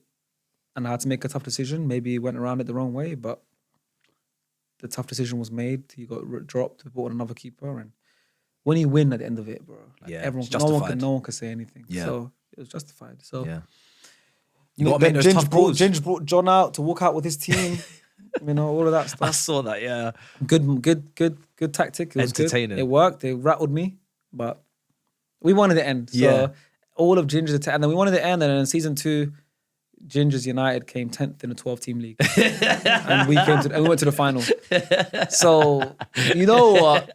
I can't wait for season 3. You know, I'll take it. I enjoyed the storyline. Yeah, Everybody loves the storyline. I love storylines. TV, you know, content. Yeah. Anybody and everybody loves the storyline. Do you know what I mean? However real, but it was obviously real. You know, what I mean? Very real. Bro. But it's lovely to see. I can't lie. It's just entertaining. I was enjoying it. I want to ask about fashion. And because you had a fashion era, didn't you? Yeah. You had an era where you did you not go to fashion shows and you're quite big on that? Like, what was going on in that time for you? Like fun, yeah. Obviously, went to a couple, Jack Moose, and it was mad. Like I'm sat in the front row. My friend invited me, Mustafa, and I'm sat there 2 seats away. Kylie Jenner's there, and that person's there. I'm like, this is mad. What am I doing here? But it's so cool. Obviously, I've started a clothing line with my cousin, and fashion is something that we're both interested in. And yeah, getting into that world, you know, they look at you like a YouTuber, and you know, you don't fit in this world. So to kind of gain respect in that industry and contacts and networks, you have to go out to these fashion shows. You have to go and mingle with these people and all of that, and make contacts, so people can then go, okay, cool. He's not just YouTuber that's just, you know, it's just doing a merch brand. No, he's really trying to get involved in the fashion world, and you've got to put the effort in, you've got to put the yards in. So went to a few fashion shows a couple of years ago, met some cool people, still in touch with a lot of them now. And it's cool. Like, it's really cool, you know. It's like a lot of celebrities and all of that stuff in that side, which is very different from. I was gonna ask because you're talking to someone that when I went to New York with Big Six, we was on Fox, which was a mad moment. Yeah, the shirt I was wearing, it looked like I worked in NHS. It looked like I worked. I was a dentist. Oh no! It looked like I don't know what it was. You can have no fashion advice. Nah, damn man, too broke for that. I said we ain't got time. for this. But you can make something. You don't need money with fashion. That's the thing with fashion. You don't need money, bro. You can go get a cheap shirt, but the way you style it looks good, and now it looks expensive. Yeah, we learned that as we go on, but at the same time, that fashion show realm of world just seems so foreign to me. Is it quite a snobby industry? Is it quite a for you coming into it? Was it weird? Was it? It's different. Rubbing shoulders, it's different. It's different. It's not snobby. It's different. That's their, you know. It's very creative. It's very artsy. It's very like, oh, this looks good. This is nice on you. It's very different, you know. But going back to the start of my life, you know, moving different from place to place, different schools. Yeah, I feel very comfortable in different scenarios. So I just enjoyed it. You know, I'm just myself, meeting cool people, introducing myself to people, making networks, making connections. I really enjoyed it. Yeah. It's different to what I'm used to, but really, really enjoyed it. Yeah. And it looks good as well, and it helps your profile because then people take your fashion side more seriously. And then when you are making clothes, you are working on something, they take it more seriously because they think, oh, cool, this guy actually does care about fashion because he's not just releasing something, he cares about fashion. So everything you want to do, like you said earlier, you have to care about it, you have to really put the work in. So and you've got another one. You've got your own clothing company. Yes, with my tracksuits. My tracksuits arriving tomorrow. Is it? Oh, nice. Yeah, I was hoping it would come today. I was surprised. Royal Mail were like, nah, mate, it's not gonna happen for you. I said, that's my bad. I messed up. You know what I'm saying? But it's good promo for this. I'm enjoying it. I was actually looking for a new tracksuit anyway. It dawned upon me. I was like, hold on, I swear Sharky's got a line. Let me get something. I got no rules, specs. I like seeing what content creators create because I think it's nice. We're all in the same community, whatever level, and it's. For me, if I was to ever, you know, do a clothing line, it's nice to see what you guys who are, you know, way ahead of me in the game have produced and created. It's just nice to just have some garms from it. But some people look at the clothing like singers. They'll see it as like maybe it's good for revenue in terms of you're not going to make so much money in tickets, so you got to get merch out and whatnot. What was the clothing? Because obviously it's another passion project. It's another thing that you're passionate about in terms of you love the creative side of it. You love to express yourself. So the clothing comes in there. you got your cousin running it, which he's you the really best. trust him to do it. Did I see where you guys were somewhere in Africa? You guys were South Africa. We did our pop-up. Yes, we did pop-up shop. We did 2 pop-ups in South Africa. One in Johannesburg, one in Cape Town. Really They cool. don't play. Really cool. Amazing turnout in both. Amazing atmosphere. We made some custom pieces for South Africa. And yeah, it was just really, really cool. It was our first ever pop-up tour in South Africa, and it was amazing. Yeah. We recently did one in Doha as well, in Qatar, which was really cool as well. So yeah, man, we haven't done one in London yet. Oh, really? Yeah, so that we're like building up the London pop-up. Yeah. Hopefully in the summer we'll see. Is that just another thing where you're just like, you got to fully invest and take the losses and whatnot? Because I mean, from the sounds, I'm like, brother, are you making? What are you making? You're investing into everything. Everything's just going straight back in. I'm like, damn. I'm struggling to pay rent, bro. I'm struggling, bro. But like I said, bro, I just enjoy doing things. Yeah. I enjoy, I just want to be busy. And what goes into that creative process? Because to create like a piece of clothing, like what are the stages? What are that sit down where you kind of like look at different materials and whatnot? Like, what is the? I wish AV was here to explain it, but it's a lot. Honestly, it's inspiration. Then it's from inspiration to design. Then from design to measurements. Then from design and measurements to creating a sample and sending it out, and then receiving a sample, and then looking at wearing the sample, seeing the feedback. If you like it, make some adjustments, sending it back. Now we like it. Now you make the order of a big quantity. Then you have the stock. Then you're doing the promotion, marketing stuff. Then you photo shoots, videos, everything. Then you got a marketing strategy. Then you got all of that. Then you launch it. Then you release it. Then you see how it sells. And then you got to deliver. Then you got to deliver. And then customer support. And then customer support. Yeah. It's a lot. It's a whole business, really, isn't it? Yeah, It's a lot to manage. For sure. But it's incredible how in every facet that we kind of touch upon, you've got family and friends involved. That's incredible for you, isn't it? Where you've just been able to put people on, but also they are clearly doing their job in a great way where they are deserving of the position. It's not nepotism. It's exactly that. Here's your bro. opportunity. Can you make something out of it? You gotta have people around you that you trust. Yeah. That also are good at what they do, and I've been fortunate enough to have that. Yeah. You know, and trust people, and almost everyone that is in those positions don't come from an experience from that role. They've gained that experience while doing it. You know, everyone just gone, cool, I'm gonna learn on the job. See, did the same thing. AV did the same thing with my cousin who's the electrician. Yeah. Just come and work, bro. You'll figure it out. Yeah. Do it. Work experience, work on the job. There we learn go. The trade, and it's been that same way for everyone, and that's just how it is. Yeah. So talk to me about your love for tennis, paddle as well. Wow. Like I said, you were doing the running, but maybe not so often now. You got a real running, love for running other will come sports back. as Running well. will come back. Running will come back. But paddle. Skull's been talking to me about paddle. Apparently, it's the new phenomenon. Yeah, I've been playing paddle for like 3 years maybe. So I first played paddle in Qatar World Cup 2022. Okay. And that's when I came back to London. There was 2 courts in the whole of London. So I was one of the early developers. But yeah, man. You know what the mad thing is, yeah? When I broke my collarbone, the first thing that came to my head was, thank God it's my left, because my paddle hand is my right. On the pitch? Yeah. I was like, I need to play paddle soon. So now in 8 weeks, I'm playing paddle because my right side is good. No problem, yeah. Even if this never comes back to 100%. Oh, I was going to show you this photo. Oh, yeah, of course. I forgot all about it. Let me show you this photo. Oh, my word. Let me show you this photo. Am I about to like... Nah. Nah. It's not that mad. It just gives you a bit of context. Yeah, to... absolutely. The pain. Whoa! That was less than 3 weeks ago. What in the world is going on here? That's my collarbone. Restructured. That's a bar. It's gold. Yeah, we got premium Bro's taste. got money in his arm. Man's got money inside. Nah, this is crazy. Yeah. And you can feel it, like, and is that permanent? No, it's just there to just put it in place. Yeah, I mean, I get the screws taken out next year. But I don't know about everything else. Nah, big up doctors, you know. Mad, innit? They really are, like, insane what they can do. Mad. It's mad. To think that that's inside your body, just chilling there. It's mad. But yeah, paddle for me is... Tennis is a sport I love to watch. Okay. But it's hard to play. Paddle is a sport I love to play. And what more than football. have you been able to kind of network into speaking to some of the professionals in the tennis? Or obviously I see that you do the Arsenal show with Frims for the football as well. What's it like to kind of... I've worked in tennis as well recently, last couple of years, which has been amazing.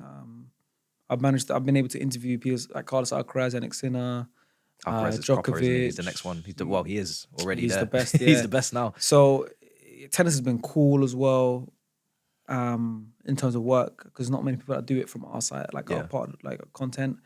So that's helped because I've been springboarded to already interview the greats. And it's been great. Football as well. Obviously working with Arsenal is always fun. Having the guest the Guna show. Yeah. Guest the ex-Arsenal player show. Always fun. But yeah, man, like paddles and just to play. Like I don't make content around it. But it's just so fun, man. So competitive, so fun. You need to play it. I do. I don't have a choice. Yeah. He's told me we're playing it. But I feel like I'm gonna like it because I did enjoy tennis, but I feel like tennis is too difficult. Yeah. You got to be really like tennis is just the level of skill. If someone puts a fast serve, I'm done.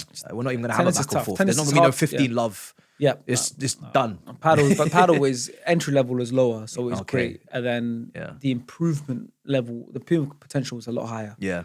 So I always recommend it for everyone, bro. I'm obsessed with it. Yeah. I'm gutted now. I can't play. But you'll be back soon, man. I'll be back. You'll be back soon, man. Back. Give me 2 months. So as we reflected on your life, like every day is clearly incredibly different. Yeah. We've reminisced on it. We've kind of touched on the different facets. But I'm going to do this because I've never done it in an interview. And I'm going to, like you said earlier, I'm going to watch it back. But I should have done it. What have I not asked you that I should have asked you? Wow. That was deep. I didn't even realize. I don't even know, you know. I think you've done pretty well, to be honest. We've spoken about quite a lot. Yeah. You have anything in mind, Arsene? This is good. This is good. I'm glad. But the reason why I ask is because there's so many facets to your life, but I only see maybe what's on camera. And I was just wondering, like, if there's anything that goes on behind the scenes, off camera, that you're like, you don't speak about as much. Or that people, let's talk about my love for Game of Thrones. Now we can talk. There we go. Sharky's love life, because I know he's my love life. I know he's the one in the group of Beta Squad that the people have been for long saying. Not my love life, my love for Game of Thrones. I'm about to do an Ellen DeGeneres. I start asking. So who are you dating? Game of Thrones. TV. My obsession. No, it's not even just TV. Just that series. That world. That world. Song of Ice and Fire. It's my world. I've never watched it. Is that something that it's a crime? So even like right now, you might get up and leave. I put Lias onto it recently, and he's almost finished it. And he messages me every day. He's, oh my god! But it's not even just Game of Thrones; it's everything. It's the world behind it. Even right now, there's a show called A Night of the Seven Kingdoms, which I'm obsessed with. The final episode is dropping tomorrow. Okay. Obviously, House of the Dragon. They've got loads of spin-offs. The world of like the history. I know almost more about the history of that world than the real world itself. Okay. Very close. In school, is history maybe potentially a subject that you Not liked? really, but now in terms of shows, I love it. Like another one of my favorite shows is Vikings. Okay. Like all those kind of like medieval shows, I really enjoy it now. Yeah, but yeah, no, my love for Game of Thrones is it goes deep. It goes the greatest thing ever created. I don't think there'll ever be a show created better. Do you have an aspiration before we come to a close to maybe have your own TV show or to create your own film or direct, or is that in terms of content creation? What is like the I don't think pinnacle? so. I don't know. I don't think so. No. Maybe it could change. I'd love to maybe feature in something on a small role, acting. But I don't know yet. I don't think having that kind of stuff is my thing. Okay. Yeah, I don't think so. But I love it. Yeah, I love watching it. Damn right. What's your favorite show? Me? Ever? I don't know if I have a favorite show.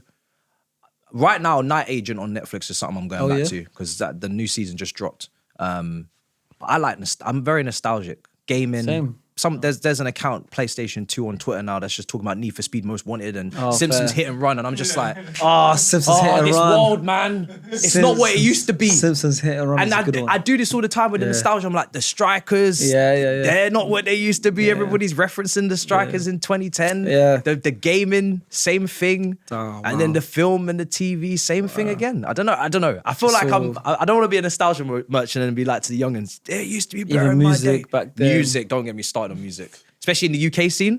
Oh, don't. Oh, it was unbelievable. We had true, everything. man. Everything fell off, So everything's washed. Yeah, it's apart true. from YouTube, which is fantastic true, for us. it's true, it's That's still going strong. The content keep coming. It's true. Last question before we Yeah. wrap up. It's been an absolute pleasure, bro, to No, host of you. course, thanks for having me. What do you want your legacy to be when it's all said and done? When you're, like you said, old and grey, Beta Squad, SDS, everybody's hanging up their boots, retired. What do you want people to remember you for? Just the guy who really tried his best at everything he did, I guess. A guy who wasn't scared to fail, a guy who was willing to take risks, and a guy who gave a lot of people opportunity that he felt deserved it. So I don't know. I don't really think about that stuff too much, but if I was to be remembered for those things, I'd be very happy. Yeah. You know? You will be. You will be, because Hope so. like we've said and discussed, you've created a lot of avenues where people might just stumble across content creators right now, but where they came from, that will always remain the same. It's almost like winning the first Ballers League. Yeah. You know what I mean? True. It can do whatever it does, but the origin of it is still that. Yep. But yeah, bro, listen, it's been an absolute pleasure. Likewise, bro. Thank you so much for coming and giving me your time. You're a busy guy, so to have you, do the podcast is a great honor. And people, we got sweets to eat. You know what I'm saying? Yes. I'll be real. You know, I need the sugar. I don't want to chomp into the mic, so Yeah. I'm gonna take this as blind now, and we're gonna eat. So, thank you so much, Sharky. Thank you you. so much for watching, and we'll see you guys when we see you guys. Big up. See ya.